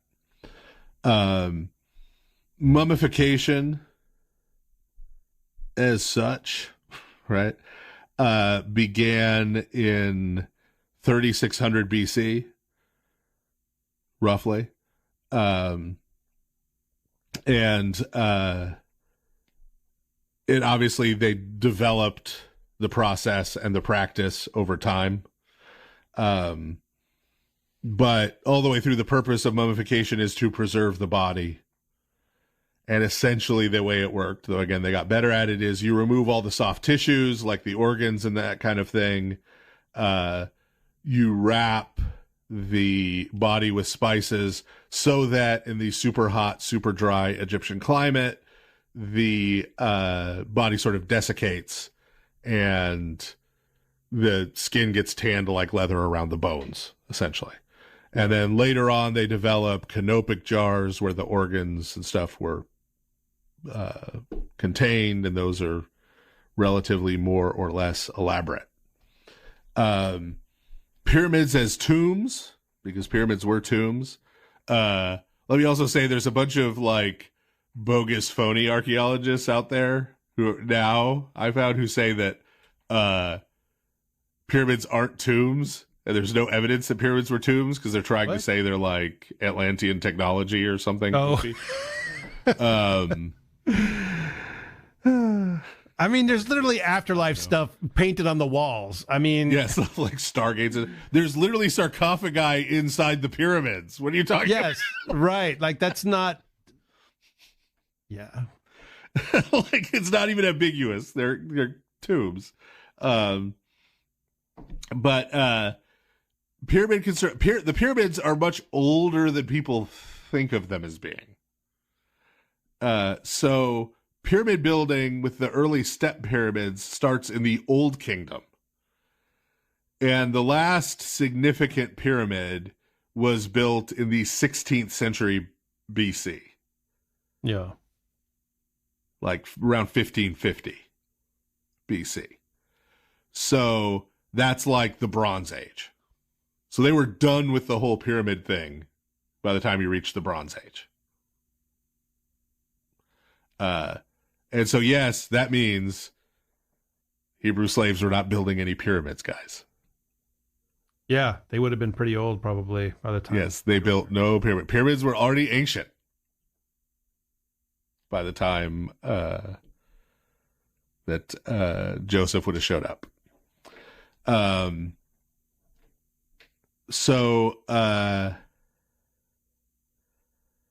Yeah, and so the pyramids then were for pharaohs. Surrounding them were mastaba tombs for sort of their ranking officials. There were, as at Sumer, human sacrifices at the burials. Well, and it's not clear, it's not totally clear whether, like in Sumer, these were slaves owned by the people being buried, who were being killed and buried with them. That was the general assumption for a long time. But some people now argue that they were other people, like potentially like people captured in war and that kind of thing, who were killed at the burial to make them slaves in the afterlife to like the king who had conquered them kind of idea. And both may be true in different cases, right? Or even in the same case. So yay, fun with human sacrifices. Yeah, but so that was done. And so when we talk about like the New Kingdom burials are most of the ones that you've heard about and seen stuff from. Because like the Valley of Kings, where King Tutankhamun's tomb was discovered, and other major Egyptian tombs that were discovered intact and unrobbed, that's all from the New Kingdom. During the New Kingdom, those are essentially man-made caves. They're sort of hollowed out of the rock in the valley. And then during that period, commoners were basically getting coffin burials. But pretty much everybody was getting embalmed. Pretty much everybody was getting mummified to some extent, right? I mean, Joseph was embalmed. How much procedure went into that, right, depended on who we're talking about. But that was happening to pretty much everybody. So panning out a little bit talking about the ancient Near East in general. And what we're really getting at here is, right, we talked about Mesopotamia, we talked about Egypt. So we're talking about the stuff in between, the Levant, Syria, right, up into Asia Minor, among Semitic peoples primarily. Burials throughout this period, so, right, the Bronze Age and into the early Iron Age, were primarily done under the floors of homes still, right, for people living in cities, under the floors of homes. They're primarily burials done where the person was wrapped in a reed mat, or in some cases placed in a jar, a large clay jar. Both of those had the same purpose. It held the remains together, right, in one place. And people were buried with grave goods. If we're talking about nomadic groups, right, so groups that weren't in cities and so didn't have like a family home to bury somebody in the floor of, right, nomadic groups primarily used generational cave tombs. So they would have a cave where multiple generations of that extended family or nomadic people group would be buried. They would go to that place to bury their dead in that cave or cave system, right? We have an example of that in the Bible, in Genesis, and that's the cave at Machpelah that Abraham buys to bury Sarah, and then Abraham is buried there. The other patriarchs are buried there. They're living nomadically, right, in the region. And so the patriarchs are buried there. And what's interesting about these caves, which would include Machpelah, but also others by nomadic groups, is that discovered in these have been lamps, oil lamps, right? So these are burials where it wasn't sort of sealed off permanently. The lamps imply that people were, again, coming back again and again and again, right? That there was sort of a pilgrimage site element of it.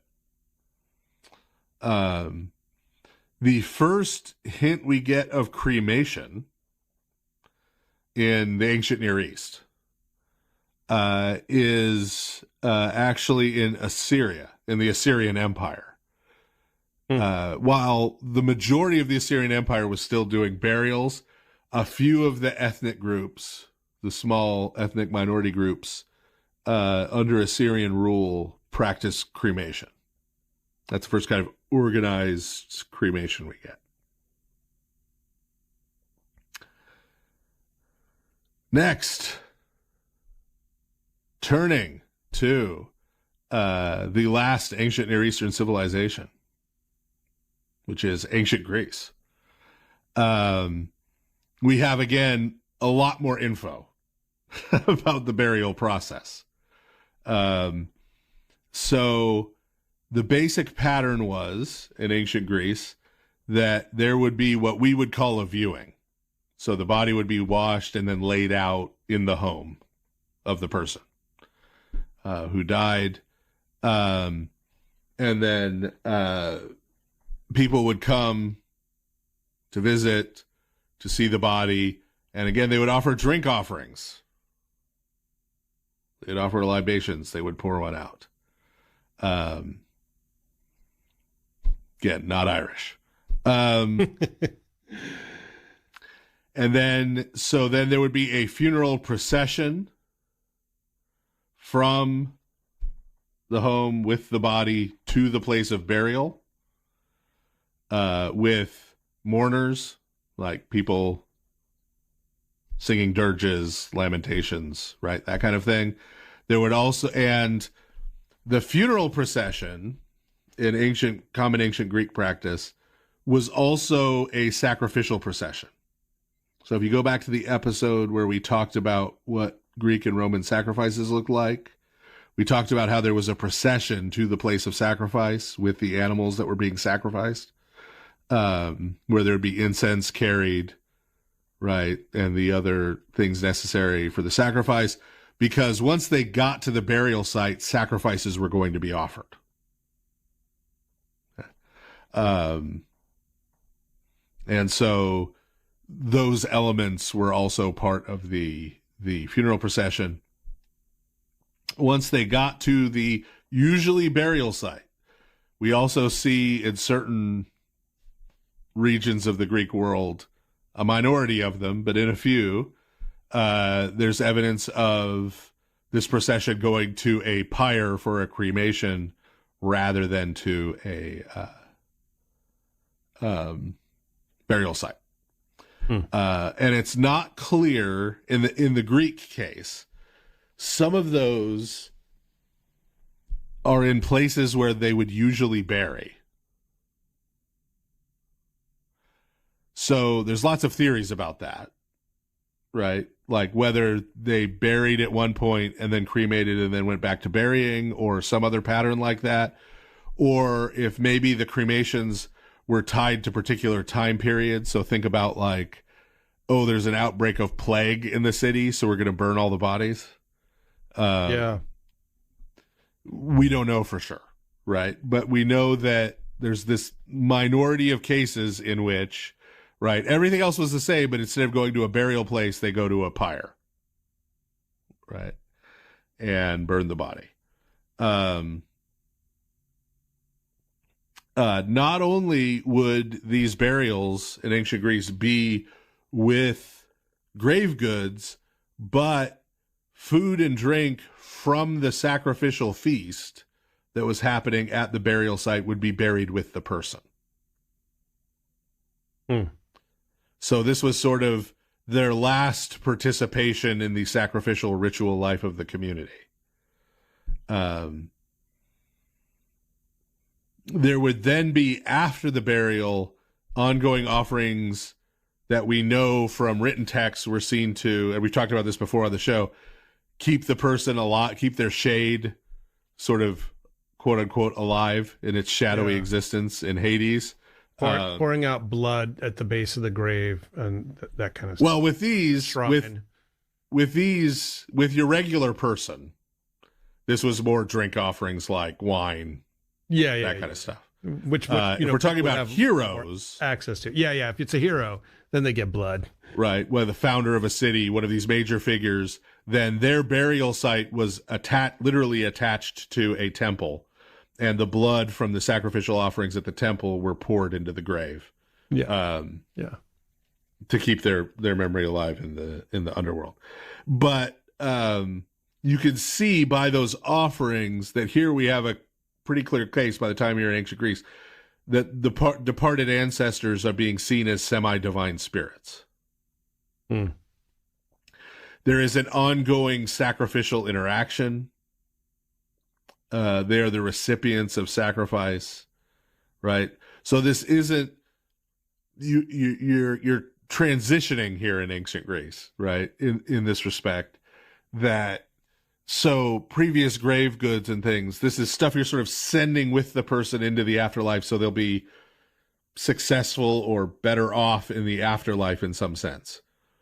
But there's much less of a sense of an ongoing kind of relationship, right? Which, particularly in the case of heroes, you see here emerging in Greece, right? So you get something that could be called more like ancestor worship. You also have, somewhat famously, in the case of ancient Greece, a particular grave good, right? Which is putting an obol, a coin, an obol, under the tongue of the deceased person to pay Charon, the ferryman, to get them across the river Styx without them forgetting who they were and ceasing to exist, right? So you see this memory and forgetting idea. The other thing you see here, because of that, is the other transition you start to see in ancient Greece, especially as you get into more philosophical paganism, is you start to see the beginning of a disconnect between the person and their quote-unquote soul, right? Their identity, them, as it were, and the body. That the body itself is not the important thing. Other than that site maybe being a point at which you can carry on this ongoing relationship.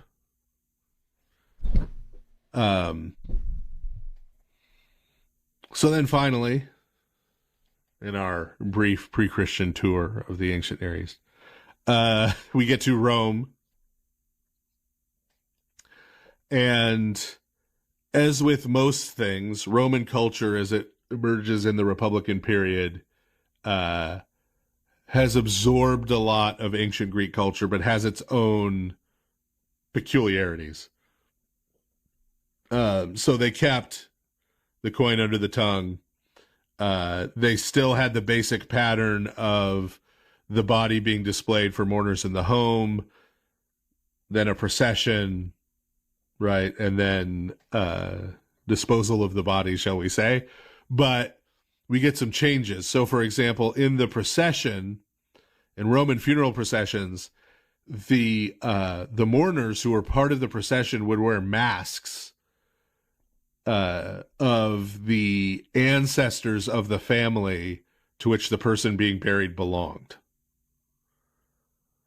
So they were sort of embodying the spirits of the departed ancestors who were now welcoming the deceased person into their midst.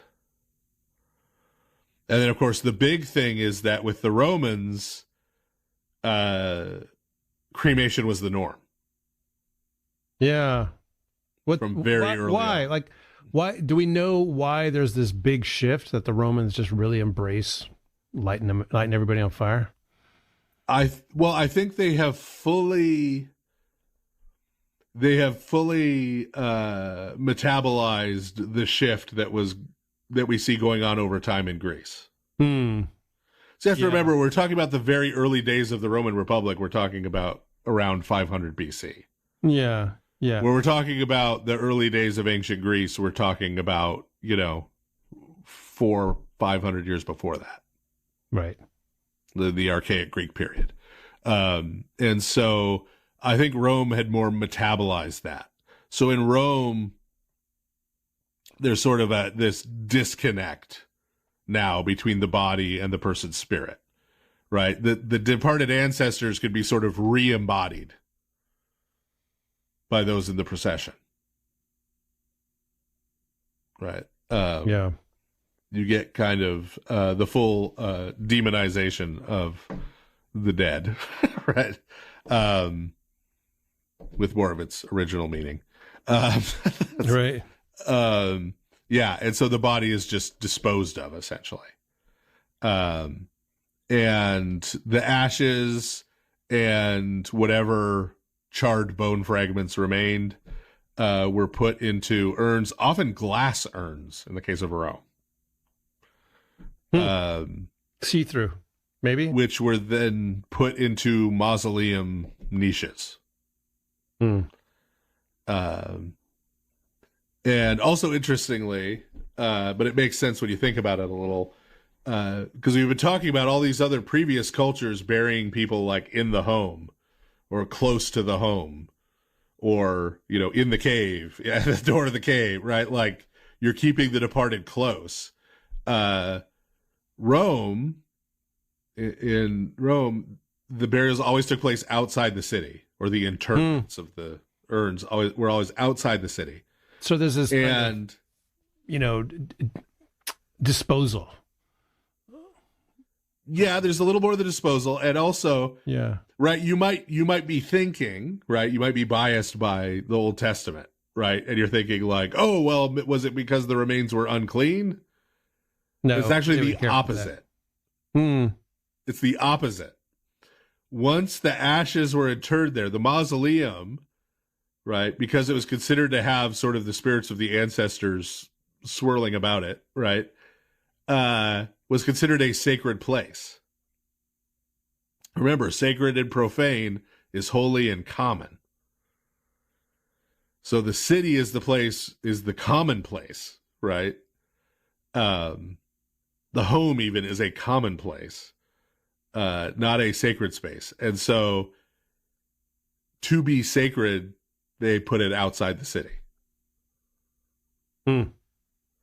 So that you would have to go out there. And that's where the processions headed, right? The processions would head out of the city to the pyre and the place of interment. And then there is this massive wholesale shift. Guess what happens? St. Constantine. Wait, I was told that St. Constantine ruined everything. I know. And all of a sudden the Romans all start burying everyone. Yeah, how about that? It's almost like it's a Christian culture or something. Yeah. Who knew? Who knew? I mean, everyone should know, since he is literally the best documented Roman emperor in history. Yeah. But that's the one we choose to make up the conspiracy theories about. That's right.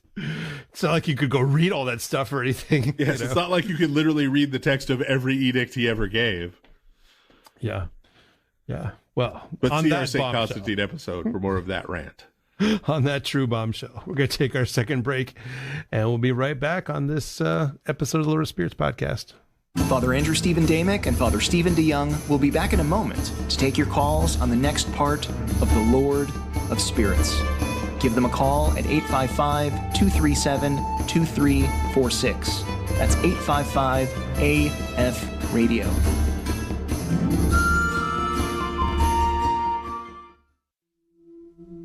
Poised between East and West, between Orthodox and Catholic, Lithuania, the last of Europe's pagan nations, did not forget its ancient tales such as that of the giantess Neringa, Egle, Queen of Serpents, and the Iron Wolf. Rather, they fulfilled and enriched them with legends like the Hill of Crosses and the miracle-working icon of Our Lady of the Gate of the Dawn. In The Wolf and the Cross, Father Andrew Stephen Damick and Deacon Seraphim Richard Rowland take a very personal pilgrimage into a land where history and legend have met and fused, where Orthodox Christians have lived as a minority for nearly 7 centuries, their faith founded upon the blood of martyrs and the witness of dozens of saints. To find this book and others like it, you can go to store.ancientfaith.com. Again, that is store.ancientfaith.com.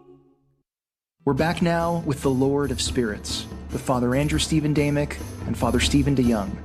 If you have a question, call now at 855-237-2346. That's 855-AF-RADIO. Hey, welcome back, everybody. We're talking about burial on this episode of the Lord of Spirits podcast, and we've just taken you on a short trip through prehistory and history, and now we're going to get to talk about actual Christian burial here at the very final half of this episode. We don't have any. Maybe wondering waiting. Why did we talk about all this Neanderthal and Homo sapien stuff and all these ancient cultures? Well, we got to fill episodes, people. I mean, Father Andrew doesn't want the show to end. But also, we do. There is a point. But as usual, we'll get there at the very end of the episode. Yeah. Make you wait until then. Which I'm going to try and put off as long as possible. I'm going to try and foil Father Andrew's whole plan and just turn this into a 4-hour show now, since we're starting. It's going to be really hard for us to break the. We used to hold the record multiple times over for Ancient Faith Radio podcast length. And then Michael Haldas did, as a guest on the Amansul podcast with Father Anthony Cook, they did, I swear, it's like a 5.5-hour episode. That's not a challenge, Father. Not really. Challenge accepted. But it's crazy. I still want to do our 24-hour thing, man. We need to do I'm not this. going to stop you. Where is if I have to do it alone, I'll be like Fonzie in the dance marathon. I'll just be doing the Cossack dance by the end of the 24 hours. Wow. We could have a cycle of guest hosts. Post jump the shark. Like you and I could start out and do like 3 hours, and then we could just like sub people in. That's a great idea. People in the chat, sound off. Who do you think should show up on a 24-hour We could do this for some kind of charity thing, some kind of special thing. Podcast. See if we can raise tens of thousands of dollars in a day or something like that. Yes. Do like 24 hours. Ugh. Wait till after I move. Like I said, you can sub out. You can tag out. I was going to say, Simon and Mike are sitting there going, please no. They can tag out too. I'll just wait till they fall asleep at the switch, and then just say whatever I want, right? That'll be the real thing. Like 20 hours in, when I start getting punchy, imagine what I'll say then. Yeah. Someone says we need a Jerry Lewis style marathon. There we go. Yeah, like the old telethon. I used to watch. My grandmother watched those. And you were at her house sometimes. While I was like, what is going on? Yeah. Oh, yeah. They'd have the celebrities answering the phones. Yeah. Oh, someone thinks that we should bring on Pastor Mike Landsman to co-host this with you. Oh, yeah. You'd be up for that? No, each of the person who subs in, they're also all going to get roasted. Like the second. Well, I mean, that's a foregone conclusion. They come on the air. Yes. That's right. Exactly. Which could be awkward, depending, all of a sudden you throw Melinda at me in the morning or something, and I just start. Oh, she can hold her own, buddy. My boss, she really can. Yes, she is. In fact, you know why she drinks no coffee? It is because she is naturally caffeinated. Yeah. Oh, yeah. She is tough as nails. Yep. Yeah. So challenge accepted. Oh, no. Oh, yeah. So true story. The first time I met her husband, I just instinctively roasted him. Oh, he's a great guy too, Father Martin. Yeah. He's the man. I think he took it very well. It was literally like the first thing I ever said to him. Yeah. And he didn't know me at all, but yeah. Yeah. He's he's just a great guy. Yeah. Do you want to hear that story, by the way? Sure, why not? We got a little extra time, obviously, since you want to stretch this episode to be 5.5 hours. We're at the Antiochian village. He and I, a bunch of other clergy. As one does. And one of our compeers was serving Arik, which at the time he had not had before. No. And so I came and got some. He's just learning about it, right? And I came and got some. And I always get mine straight up. Like, I don't add water, I don't add ice, right? And so we had never met. I walk up next to him, just give it to me straight up. He's like, oh, why don't you add water? And I said, for the same reason I don't wear a dress. And that was how we met. Wow.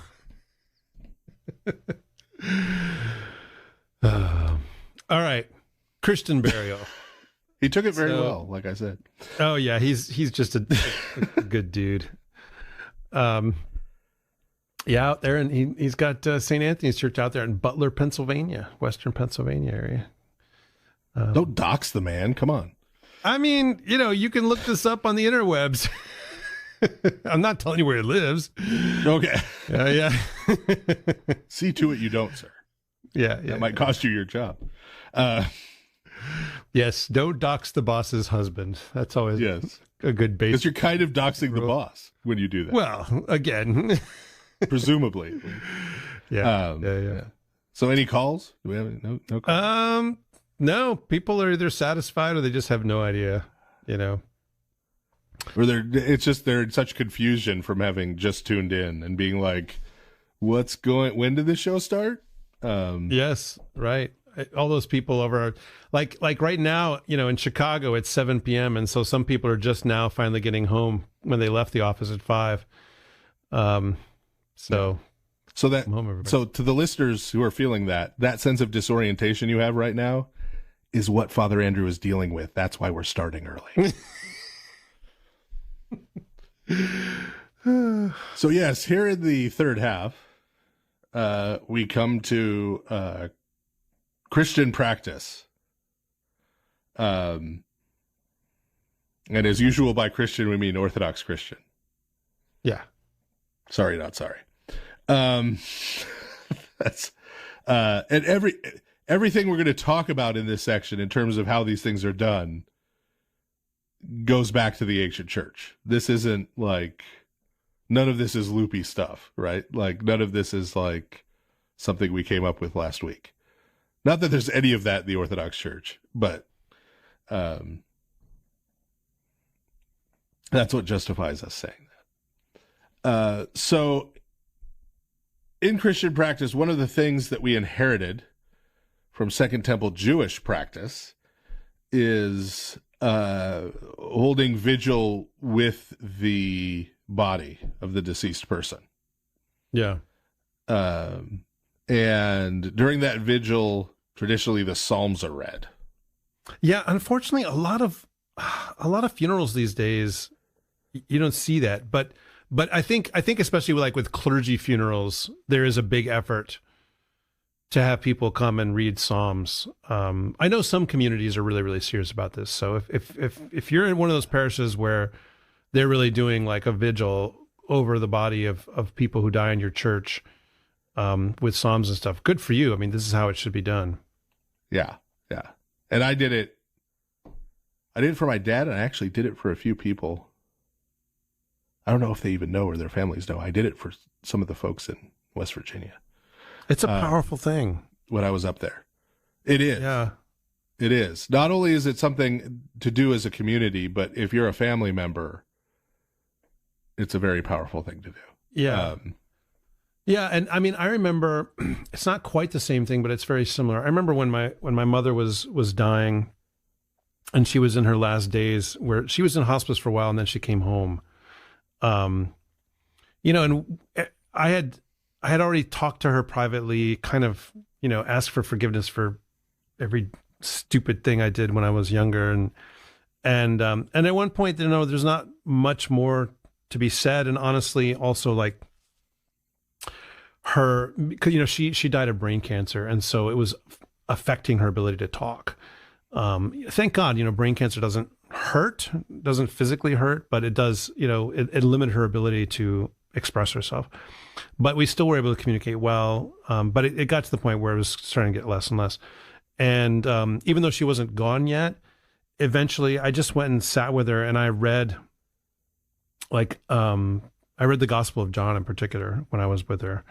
And I don't know, there was just something about it that just really just worked, just really, really worked. And I know also like there's like, I know at the beginning of the funeral service, right, the psalm that is there is actually like an exorcism psalm. And so I think, is this reading the Psalms or the body in the vigil before the actual funeral service proper, is something like that going on here as well? There's a sense of like, okay, here at this transition between this world and the next, dark powers kind of attack, or are present or whatever. And there's certainly temptation, especially for those of us who are still living. And so there's a sense that reading the Psalms is spiritual warfare. Is that, what do you think? Is that, I know that Psalm, certainly that's at the beginning of the funeral service. Yeah. No, yeah, that's an exorcism psalm. Yeah. Yeah. So yeah, there is that. There's a whole bunch of them, because if you read the whole Psalter, you have several psalms like that. You have psalms that are expressing grief and despair that people are feeling right at that time. Yeah. Expressing it to God in a holy way. I mean, the Psalms got everything. I mean, yeah. Yes, it runs the gamut, right? And so, yeah. And, the Rabbinic Judaism has held on to a form of this tradition from Second Temple Judaism too, and they call it sitting Shiva, with the body. So, but that comes from the common Second Temple tradition. So it is a good thing to do. And places will let you do it. Right? Even if it's not something that like your church regularly does, or if it's happening at a funeral, like if you ask, they will let you do it. Yeah. Yeah.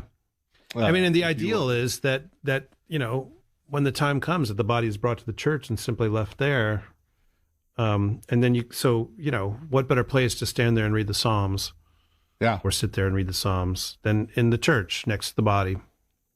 Yeah. And so then traditionally, there's a traditional Orthodox burial shroud. Sometimes that's not used, but there is one. Yeah.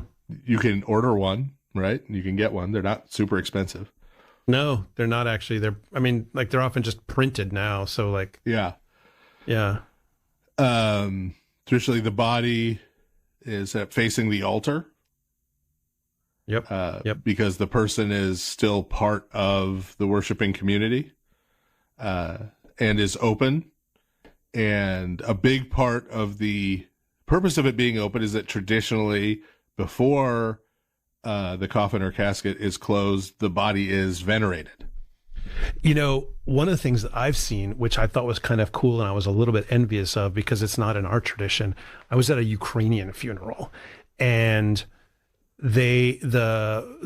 towards the end of the service, I was just thinking about this because of the shroud. Toward the end of the service, the priest will take out this little sort of headband that gets put on the body. And as I recall, he said something like, "Receive your crown of glory." And I was like, oh man, that's cool.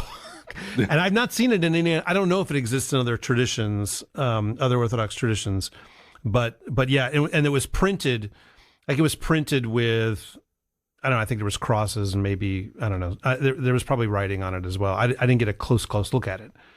But yeah, I mean, the way that you dress the body is really important traditionally. Yeah. And the body is venerated because we are, of course, made in the image of God. So every person is an icon of Christ. And then, of course, we have the funeral service proper. We're not going to go through the whole Orthodox funeral service right now. I mean, we could, because we've got this extra hour. Maybe we should do that at some point, is actually go through all the parts of the funeral service. I think that would be a really interesting episode all on its own. Like, I could do a whole episode just on St. John of Damascus's canon in the funeral service. Like, yeah. Easily. Oh, yeah. There is traditionally then a procession to the cemetery. Now, in a lot of modern practice, that ends up taking on a different form, and then it gets kind of interrupted. There's like a procession out of the church to the car. Then there's a car. Everybody drives to the cemetery, and then there's a procession from the hearse to the gravesite. The best is when you've got, the cemetery is near the church, and you can simply go right there. That's nice. You can do it the traditional way, but that doesn't happen a lot in modern life in a lot of the countries where people are listening to this right now. But if you have that advantage, great, right? But there is singing of hymns, and which hymns differs a little bit depending on your tradition, but there is singing during that procession.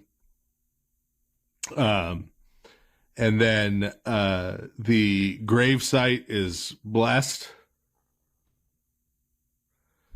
The burial happens. Yep. And the person is buried facing east. I remember, at our alma mater, of course, St. Tikhon's has a grand Orthodox cemetery. And it's interesting that across the street from St. Tikhon Cemetery is it East Canaan Bible Cemetery or something like that? It's really striking how at St. Tikhon Cemetery, all the graves are, boom, facing east. And then right across the street, there's a whole bunch of different orientations. Yeah. Was that pun intended? No, it wasn't actually. Okay. No, it was not. Okay. See, this is why I need to go to bed earlier, Father Stephen, is, my etymology is leaving me. Yes, you should be oriented toward the Orient. That's all I'm saying. Yes, that's right. Yes. I'm experiencing philological decay. The east of the highest. Yeah. So, and part of the blessing of the grave is that it would remain secure until the time of the bodily resurrection. Yeah. Now there's exceptions to that. So, for example, Greek burial practice, people are exhumed and then the bones are washed by the family with wine and put into ossuaries that are then put into mausoleums. Yeah, it's because the space for burials is just nowhere near as much. And I wish I knew the name of the show, but there was an NPR podcast a few years ago that's really interesting because they did a story. It's a woman telling her story, and she was this sort of mostly secular Greek woman who is technically Orthodox, but did spend a lot of time in church. But she got invited back to Greece to do that with her mother, with her mother's remains, and did it. And then she sort of talks about all the feelings and stuff involved and like the horror as an American at the idea of, touching a mostly decomposed loved one, right? Yeah.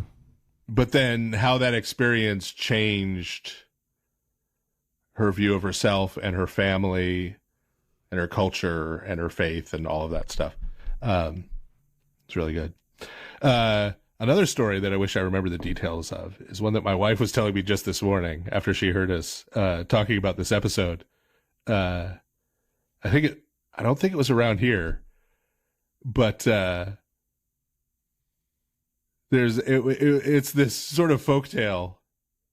It might have been up in Minnesota, of this Roman Catholic guy who died in this Lutheran area, and he had insisted in his last wish that he be buried in consecrated ground, but the Lutherans just buried him in a cemetery, and so apparently his vengeful ghost has come back to haunt the Lutherans.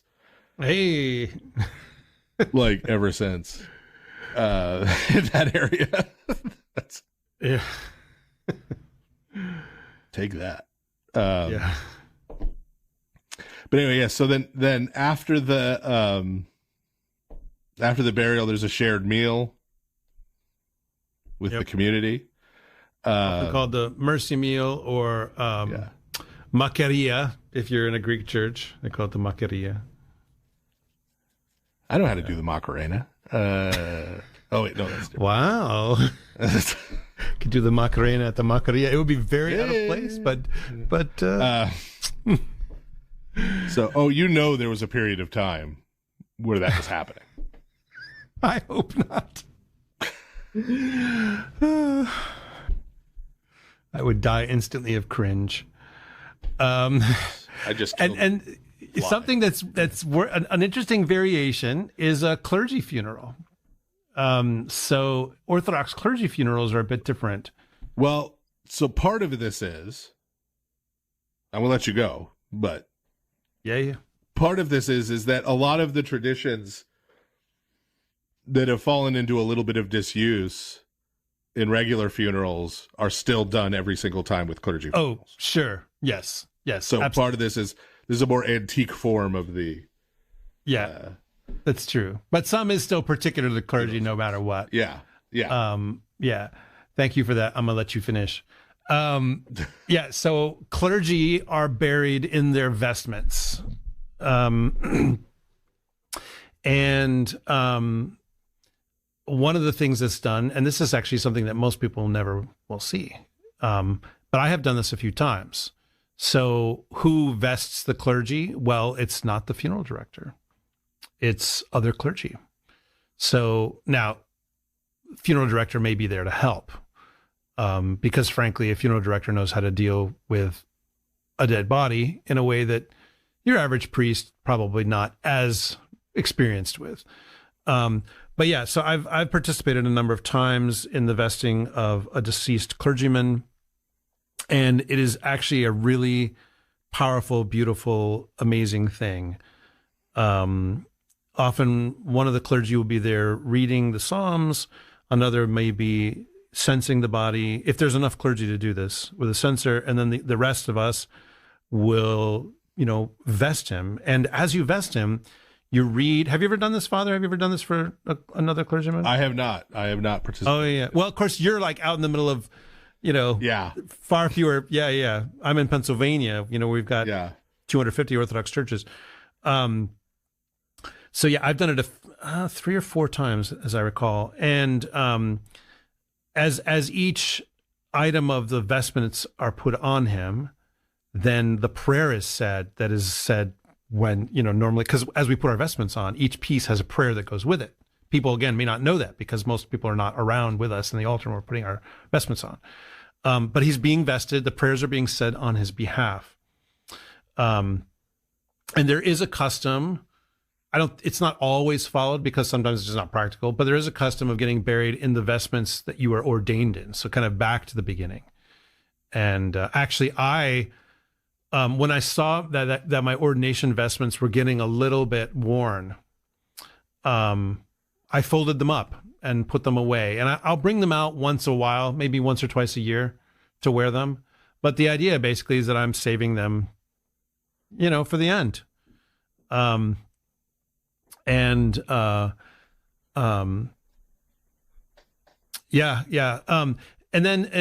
there's some other interesting peculiarities depending on what rank the clergyman is. So obviously they're vested in their vestments, but if it's a deacon, then he has a censer put in his right hand, and traditionally is buried with him in the coffin. And so, practically speaking, what might be done is to take like an old censer, one that's ready to be retired anyway, and and then send that off with him. But he may well have gotten a censer for his burial. That's definitely a possibility. Priests and bishops, the ayir, so the cloth that is placed over the chalice and the diskos, the big one during the Divine Liturgy, traditionally that is placed on his face throughout the whole funeral service. Now, in many cases, they'll take it off. People are like, oh, I want to see his face, whatever. But traditionally, it is placed on his face and covered. And it's not because they're trying to hide his face. It's like, well, what other one thing is this cloth used for? It is to veil the bread and the wine that are about to become the body and blood of Christ. And so it is veiling the face of the clergyman to show him honor, show him respect, to connect him to the Divine Liturgy in one final way, right? But then also priests and bishops will be given a gospel book to hold in their coffin. And again, sometimes it's an old gospel book that's ready to be retired, but many clergy will also buy one specifically for this purpose. And sometimes they're smaller, than the full-size gospel that you'd see on an altar, but sometimes it's the same size. So also, again, it's to connect that. And then there is a custom, and I think you were saying it might be peculiarly Antiochian. I don't know. Yeah, I don't know if anybody else has it. Yeah, there is a custom that when the mother of a priest is buried, that one of his epitrachelia, so his priestly stole, like the kind of the core vestment that marks him out as a priest, that is folded up and placed under her hands in the coffin with her, as an indication that this is the mother of a priest. I've heard of it being done. I don't think I've actually seen it. Yes, this caused a brief fracas between myself and my mother. Yeah, well, your mother's still living, of course. Yes, she is. Yeah, yeah. Mine is not. I didn't do it. I had heard of it. I didn't do it with her. She was not buried in an Orthodox church, so, yeah, I didn't do it with her. But I thought about it. The thought definitely came to me when I was at our funeral. No, my mother said she wanted this, and I, of course, being Dutch and stingy, was like, well, I said, I'll get one for you. And she's like, no, I want one you've used. And I said, that would break up one of my vestment sets. And those aren't cheap, like being cheap. But this was resolved because my very first set of vestments, when I was first ordained a priest, has gotten kind of old and worn and has been retired. Yeah. So the compromise is we'll use the stole from that set, say, because it's been used. But I don't have to worry about breaking up the set. Yeah. One thing that's peculiar about bishops and priests is they actually kind of have two funeral services. So there's the funeral service that is done for sort of everybody. But then usually the night before, although sometimes I've heard of it being done the same day, same morning, whatever, there is a service called the funeral service of a priest, but it's not the end. But I don't know why in the books it says the funeral of a priest or whatever. But yeah, it says other service that's done typically the night before. So yeah, burying a priest or bishop is a multi-day affair, typically. And I know that, like, particularly in the Slavic tradition, that I think the canon of Pascha is sung. We don't do that, but the canon of Pascha is sung as part of the funeral of a priest. And then one thing that's peculiar to bishops only. So everybody else, when their body is in the church during the funeral service, the feet are facing to the altar. And so it's like they're in church, attending church, right? So that their face, if they sort of sat up, they would be facing the altar. With a bishop, it's the other way. He faces the people. And that's because of his place as the celebrant of the liturgy and the one that is bringing Christ to us, as the, par excellence, so to speak. So that's an interesting element in a bishop's funeral. So yeah, I don't know. It might sound weird to say this, but I love our funerals. They're very, very powerful experiences. And I've known people that their first experience with the Orthodox Church was an Orthodox funeral. And seeing that, they're like, whoa, these people take death and the resurrection really seriously. I need to check this out. I need to see what's going on here, because we haven't gone over the actual text of the funeral. I think we should do an episode about this, but it's so explicit. It talks about death. It even talks about worms, eating the body and this kind of thing. So it really faces it head on. There's no celebration of life, kind of thing going on there. No. It's about death. Well, I'm going to add that in between. When I go, there's going to be an extra service, right? Like a celebration of life. No, at the local tavern, everybody's going to get drunk and tell funny stories about me and eat ham and cheese on a roll. Well, wouldn't want it to be too expensive, after all. That's a Dutch funeral thing. Yeah. I'm telling you, if anybody out there who's been to a Dutch funeral, right? Ham and cheese on a roll. Ham and cheese on a roll. When I was doing the Dutch Reformed pastor thing, right? I wasn't married. And I was doing funerals, and my fridge was just full of freezer bags full of ham and cheese on a roll because I got all the leftovers. Wow. Yeah. But yeah. So when I kick off, Father Andrew, there you go. Okay, you probably noted. Got a couple of stories. Ham and cheese. Duly noted. Despite your claims about my descent into the underworld, you're probably going to go before me, as we all know. You could malinger for who knows how long. That's true. There is someone who asked a question in the chat, which I think is quite salient. So someone asked, do you have to be embalmed for all of this? In other words, everything we just described to go on. And she says, it feels like it would take a while. I don't want to be embalmed. I have a strange aversion to it. So the answer, very briefly, is no. It is not required to be embalmed. The only reason why embalming takes place is typically because there's days between death and the funeral these days. But even then, frankly, there's refrigerators that most, undertakers have. So it's not really necessary. And embalming, frankly, costs a bunch of money. It's one of the reasons that people think that burial is so much more expensive than cremation. That's not actually always true. Embalming is not required. I mean, different states have different requirements about all this kind of stuff, but I think most of them permit, refrigeration, frankly, if there needs to be some time between death and the actual funeral. But here's the thing: if you get embalmed, you can be very sure that you won't be buried alive. That is true, because you will not survive being embalmed. Yes, that's for you sure. will not survive the embalming process. That's right. Yeah. Yes, absolutely. So yeah, good question there in the chat. That comes from Brianne. So Brianne, great question. That's a good one to ask. Oh, and by the way, update from my Curia. If you want to know more about the Roman Catholic guy haunting the Lutherans in Middleway, West Virginia, that's where it is. Mm-hmm.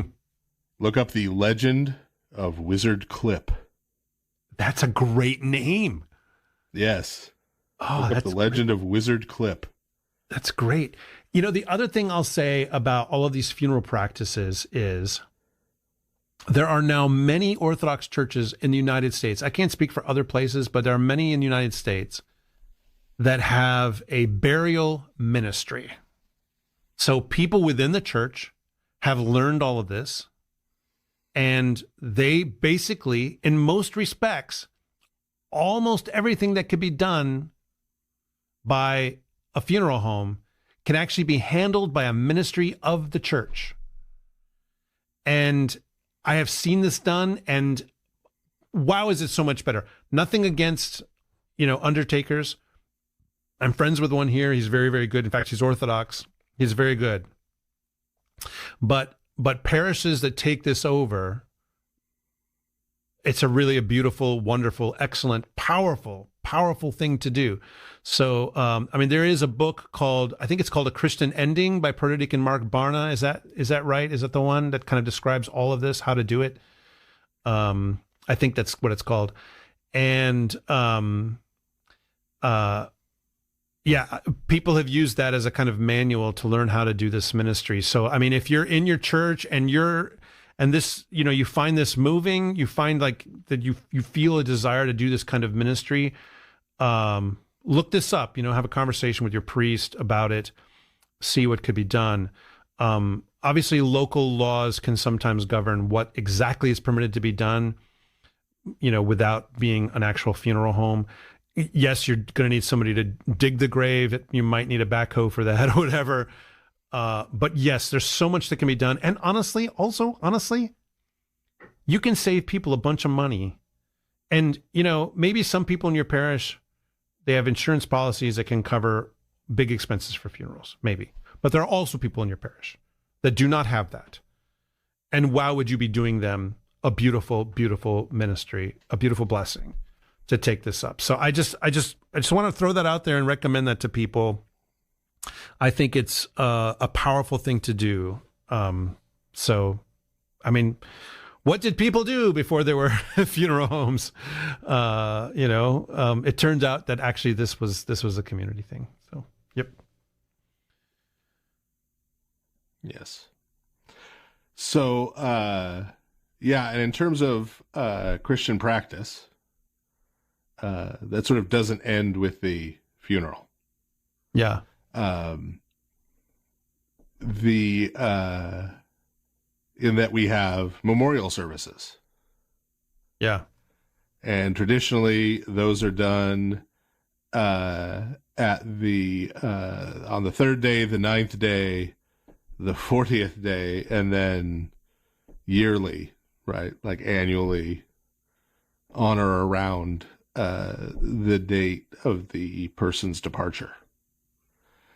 And in particular, those on the 3rd, 9th, and 40th day are related to Christian traditions regarding the entrance of the person into Well, life after death, not life after death. Yes, that's later. Right. From our point of view. That is the connection of the soul to the body, right? Of the person's life to the body. Chiefly that for 40 days, well, first of all, traditionally Christians have believed that an experience, that belief is based on experience, that the soul of the departed person remains connected to the world in a certain way, remains near in a certain way during that 40-day period.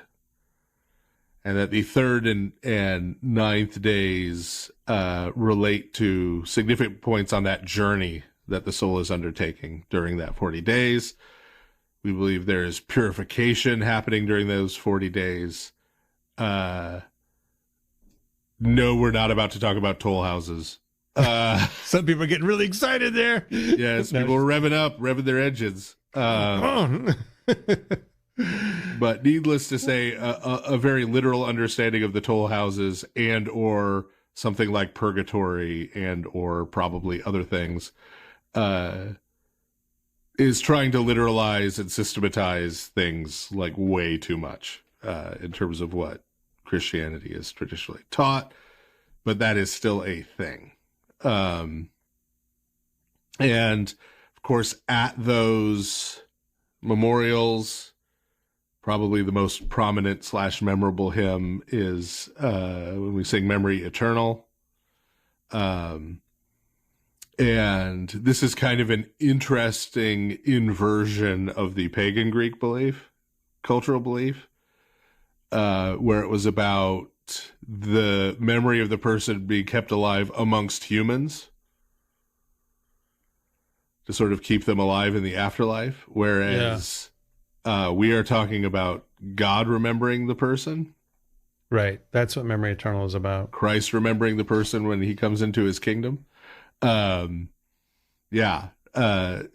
memory, which is much more stable and lasting than human memory. And then that is also celebrated with koliva, which is a kind of boiled wheat, which is connected to our belief in the resurrection.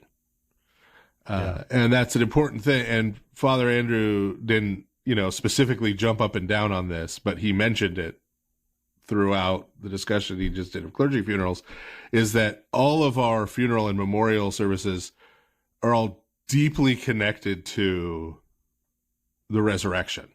Oh, yeah, big time. Like there's right, the scripture readings, the hymns, which is why it's not like very blunt, even about death, the reality of death, but also then always pointing to the resurrection. Yeah, which is why, frankly, this whole celebration of life nonsense kind of suggests you don't really believe in the resurrection. It kind of does. That's it. Right. Yeah. So let's not dwell on this. Let's, say goodbye to so-and-so. It was nice knowing you. Yeah. Well, and the truth is like our whole kind of the funeral industry that we have is all designed to try to, I shouldn't say all designed. There's a lot about it, about the way that we deal with death and dying and stuff. That's about like, well, let's just keep it nice and clean and neat and out of the, out of sight, out of mind, Yeah. And honestly, I think that's a lot of why people do cremation is it seems neat. Yeah. Well, yeah. But it's neat. Yeah, I mean, our American version is very distorted, right? People rarely even see or contact the person's body. Yeah. Right. Sort of whisked away after they pass away. Yep. The funeral's done. It's put in the ground. A lot of times closed casket the whole time. That's it. Yep. And that actually doesn't help people grieve. No, it doesn't. That enhances people's sense that person is just gone. No. And some people are like, well, they'll even have a sense, and I can always tell when people think this way because they're like, they don't want to bring kids to funerals. You know, oh, well, they're just kids. I'm like, yeah, they're kids. We're all going to be there someday. You know, that's going to be every single one of us. I brought my kids to a bunch of funerals, even people they didn't know. I should say I brought them. My wife is the one who always made a point of bringing them. You know, while I was up doing the priest thing, she made sure she got the kids to the funerals. And it, you know, they're not these morbid, traumatized people. They understand what death is. Well, we have such a goofy view, right? I mean, let's be honest. For most of human history, okay, kids saw the bodies while they were still kids of not only their grandparents, if they got to know them at all, but their parents. When you look at life expectancies, they were involved in it. They saw dead bodies. Yeah. They saw dead bodies in their villages. They saw dead bodies. I'm talking about human history now, right? Most of human history, kids saw it all the time, okay? Every generation was not traumatized until the current one. Okay? As an aside, no one needed the birds and bees talk because they lived on farms that had animals. Right. That did scar any kid's psyche. Yeah. Right? They figured out how things work, right? Like, there is this weird, right? I mean, certainly you want to protect children from being victimized, right? From having crimes committed against them, right? Definitely, for sure, obviously, right? But I think sometimes there's this idea that they need to be protected from reality. Like this sort of fantasy land needs to be created for them to live in for some period of time and then have that all crushed, you know? The day that I told that Santa Claus does not exist. Right. Tooth Fairy doesn't exist. And that's so basically they reach a certain age and realize that their parents have been lying to them about all kinds of things. And what do you think that does with handing on your religious beliefs to your children?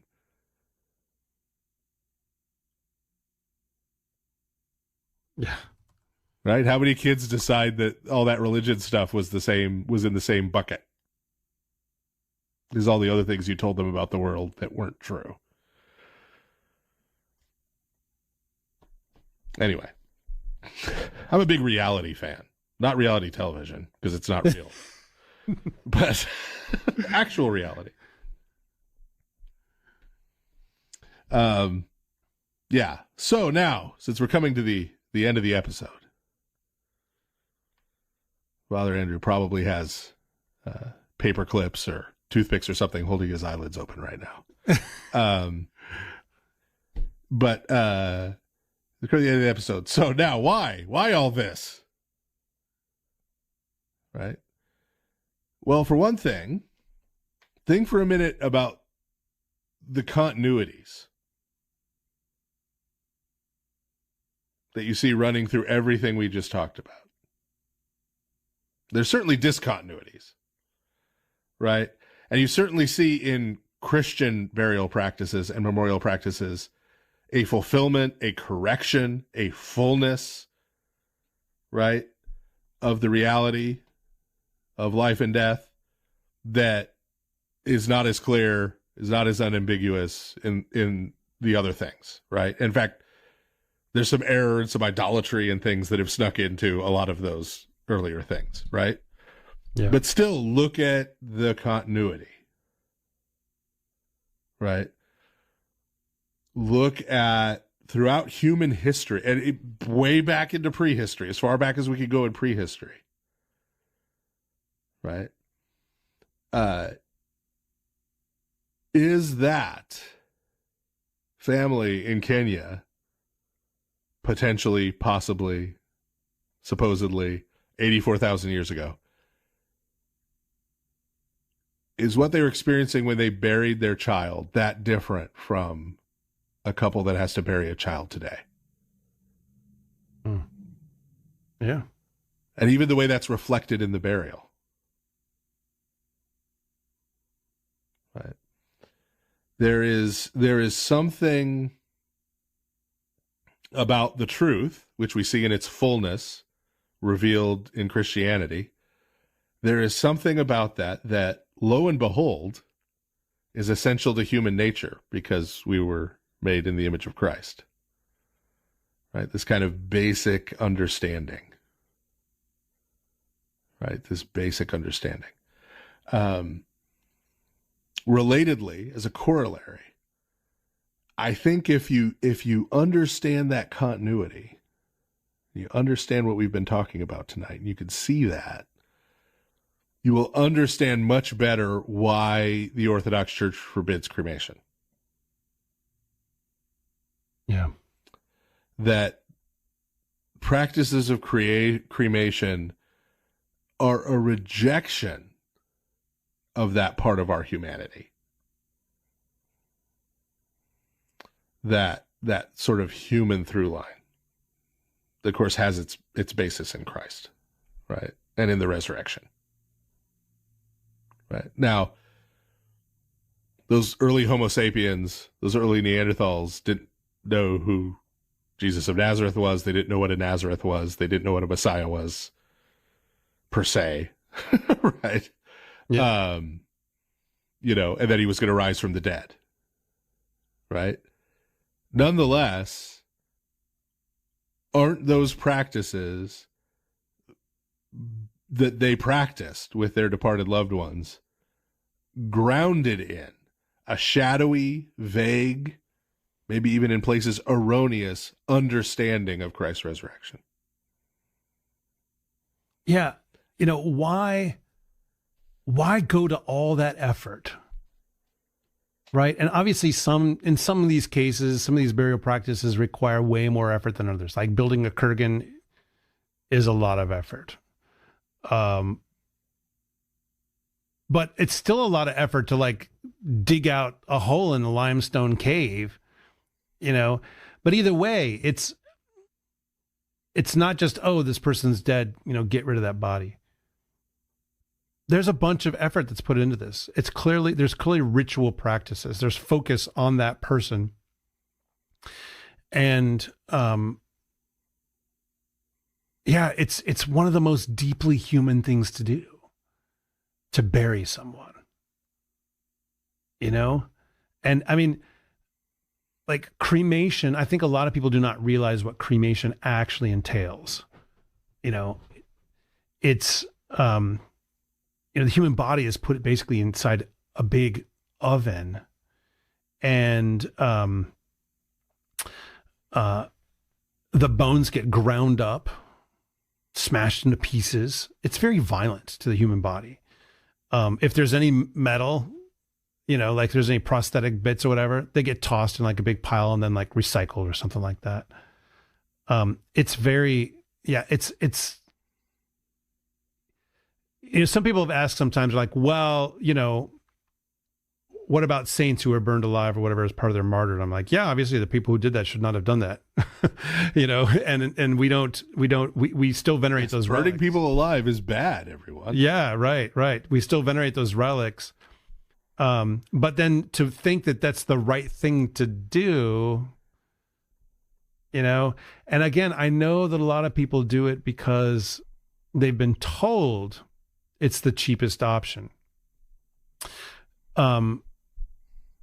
Number one, that is not always true. And number two, I'm just going to repeat what I said earlier. I think parishes need to start these burial ministries. We've accepted that this is something we hire out for way too long. If your parish does not have a burial ministry, think about starting one. It can be done. And you'd be surprised at how many people will join you when you start to have conversations about it. How important it will be to other people. Okay, this is the thing that we do when one of our people dies. There's a whole book in the Bible that's based around the importance of burying people, and that's Tobit. Right. The reason for this is that, yes, that was considered, right, this is, again, part of Second Temple Jewish tradition that we received into the church. caring for the dead is considered one of the greatest acts of love that you can do for a person. Yeah, especially because they can't do anything for you back. Yes. This is why Tobit is such a righteous man, is that he goes and finds these people who have died or been killed, right? Whose bodies have just been left, have just been abandoned. And he goes and he gives them a proper burial. And in the process, as a Jewish man, makes himself unclean. But accepts that and goes through the process, right? He's willing to give that up in order to help this person who could do nothing in return. Yeah. And this is the context for understanding, like, there's a point where when Christ calls someone to follow him, and he says, I have to go bury my father. And he says, let the dead bury their dead. By no means is Jesus saying, don't bury the dead. You're making an excuse not to do what you've been called to do, buddy. That's what that's about. He's not upending the whole tradition, the whole commandments from God. The proof of that is the end of every gospel. Because who ends up getting praised at the end of every gospel? Yeah. St. Joseph of Arimathea and the myrrh-bearing women. Yeah. Yeah, exactly. Who did what? Who buried Christ? Yeah. And we're told repeatedly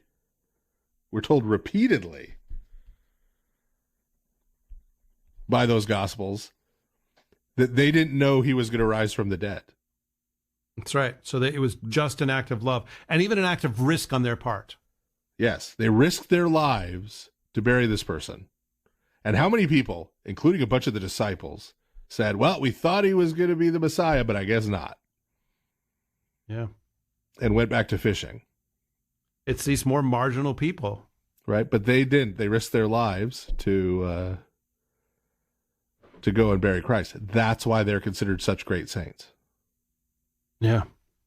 Right. So this is a whole thing. And so these burial societies aren't just, oh, this is a nice thing for your church to do. To help people because of our current economic realities with the price of funerals in the United States or whatever. This is one of the most powerful ministries in terms of the path of salvation, the path that leads to sainthood. This is one of the most powerful ministries a layperson can get involved in. Yeah. Yeah. I think to summarize, like, to me, the takeaway from a lot of this, I already mentioned, I just want to double and triple down on that. But what is it? So it does something for the people doing it, right? It's not only for the person who's dead. It's not even only for their family who, I mean, think about what that would be like. It comes time to bury your father, your mother, your husband, your wife, your child. And instead of, and God bless them, I honor what they do, but instead of bringing in a professional, it's your community that you pray with that comes together and picks them up and lays them out and clothes them and prays over them and digs their grave and lowers them into it. Think about that. Think about how powerful that would be for you. Now think about if you're one of the people doing that. You are having direct contact with the body of a Christian, of a dead Christian, departed Christian. And the reality of what the resurrection means becomes very tangible for you. Very tangible. And not only are you going to a funeral, but you are connected with it. You know, it's funny. A lot of times people say, well, when I come to church, what are we just supposed to stand there or whatever? I'm like, look, here's an opportunity. If you want to, get your hands involved in something, here's an opportunity to do that. Like really, for real. And the last thing I'll say about how powerful this is as our 21st century continues on and life becomes more and more dematerialized, excarnated, virtualized, and people think that words on a screen are more real than anything else, this provides a haven for the souls that have been ground down by that reality. It provides a haven. It says, here is a place where we take you and all of your 3D-ness very seriously. And this is what we do. So it's good for the departed. It's good for their family. It's good for those engaged in the ministry. And it is an evangelistic act. It's an evangelistic act. If our funerals are so evangelistic all on their own, think of how powerful it'll be. Someone sees, oh, this is the way that we're cared for in this community. I want that. I want that. Yeah, this is not a marginal thing. This is very, very powerful in so many ways. So many ways. So I'm grateful we did this episode.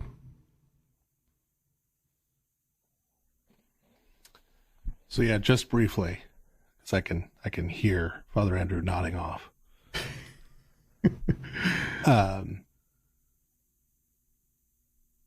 I sort of can't get past our ancestor, because if it's anything even remotely similar to 84,000 years ago, even if it's a tenth of that, even if it's less than a tenth of that, we're all biologically related to these folks.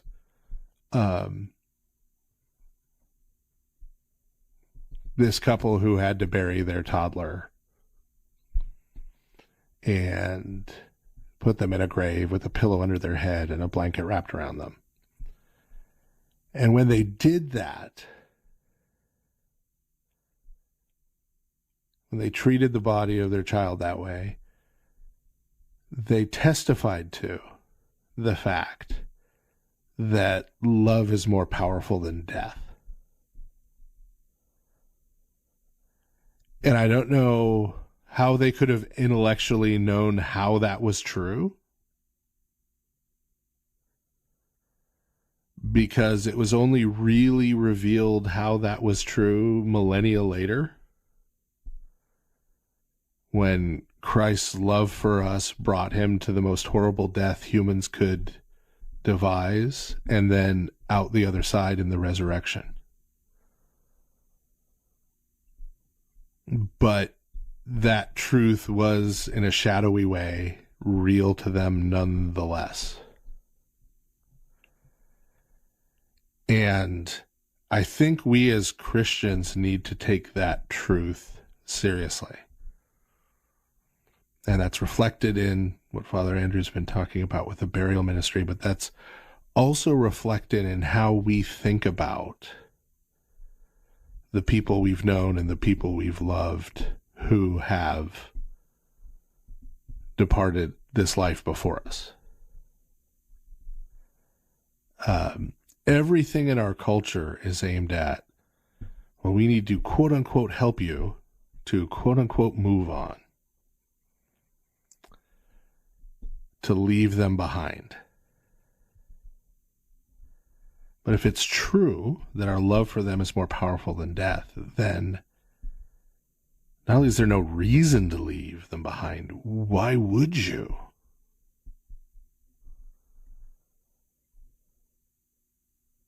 One of the gifts of being a priest is that I have a sort of very real way to do this, and that as I'm preparing for liturgy each time on the paten, I can remember those people before God by name. A subset of those people I get to celebrate memorial services for. But there are some of those people who I sort of carry with me all the time. I'm not talking about their memory. I'm talking about them. In Christ, they're still alive. Yes, I know. There's a bunch of these people who haven't been glorified as saints. And it's not what I'm talking about. I'm not talking about I'm writing Troparia for them and we're going to celebrate a liturgy for my dad. Right? That's not what I'm talking about. Right? But that also doesn't mean he has somehow ceased to exist or somehow gone from me and my life or any of the other people who are in that category. And I'm, as I'm getting older, there's more and more people falling into that category. And that's just going to continue until I join them.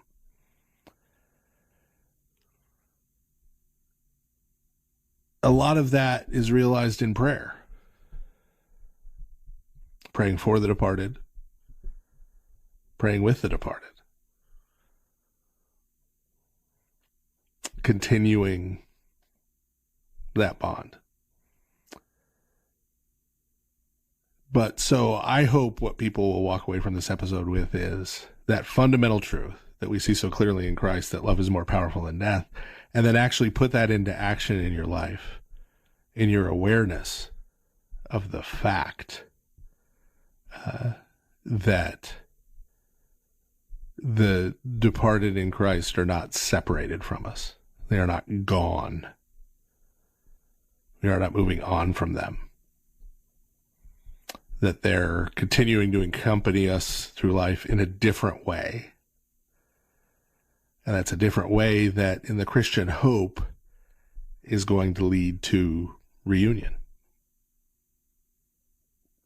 So that's what I have to say about that. Amen. Amen. Well, that's our show for tonight, everyone. Thank you very much for listening. If you didn't happen to get through to us live to call on the phone, we'd still like to hear from you. You can email us at lordofspirits@ancientfaith.com. You can also send us a message at our Facebook page. You can leave a voicemail at speakpipe.com/lordofspirits. And if you have basic questions about Orthodox Christianity, or you need help to find a parish to live this 3D life, go to orthodoxintro.org. And join us for our live broadcasts on the second and fourth Thursdays of the month at 6 p.m. Eastern, 3 p.m. Pacific. Weird times. Oh, shame is a prison as cruel as a grave.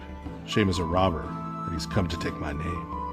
If you're on Facebook, you can follow our page. You can also join our discussion group, leave ratings and reviews in all the places, and share this show with a friend. And finally, be sure to go to ancientfaith.com/support and help make sure we and lots of other AFR podcasters stay on the air. Oh, fear is a liar with a smooth and velvet tongue. Fear is a tyrant. He's always telling me to run. Thank you, good night, and God bless you all.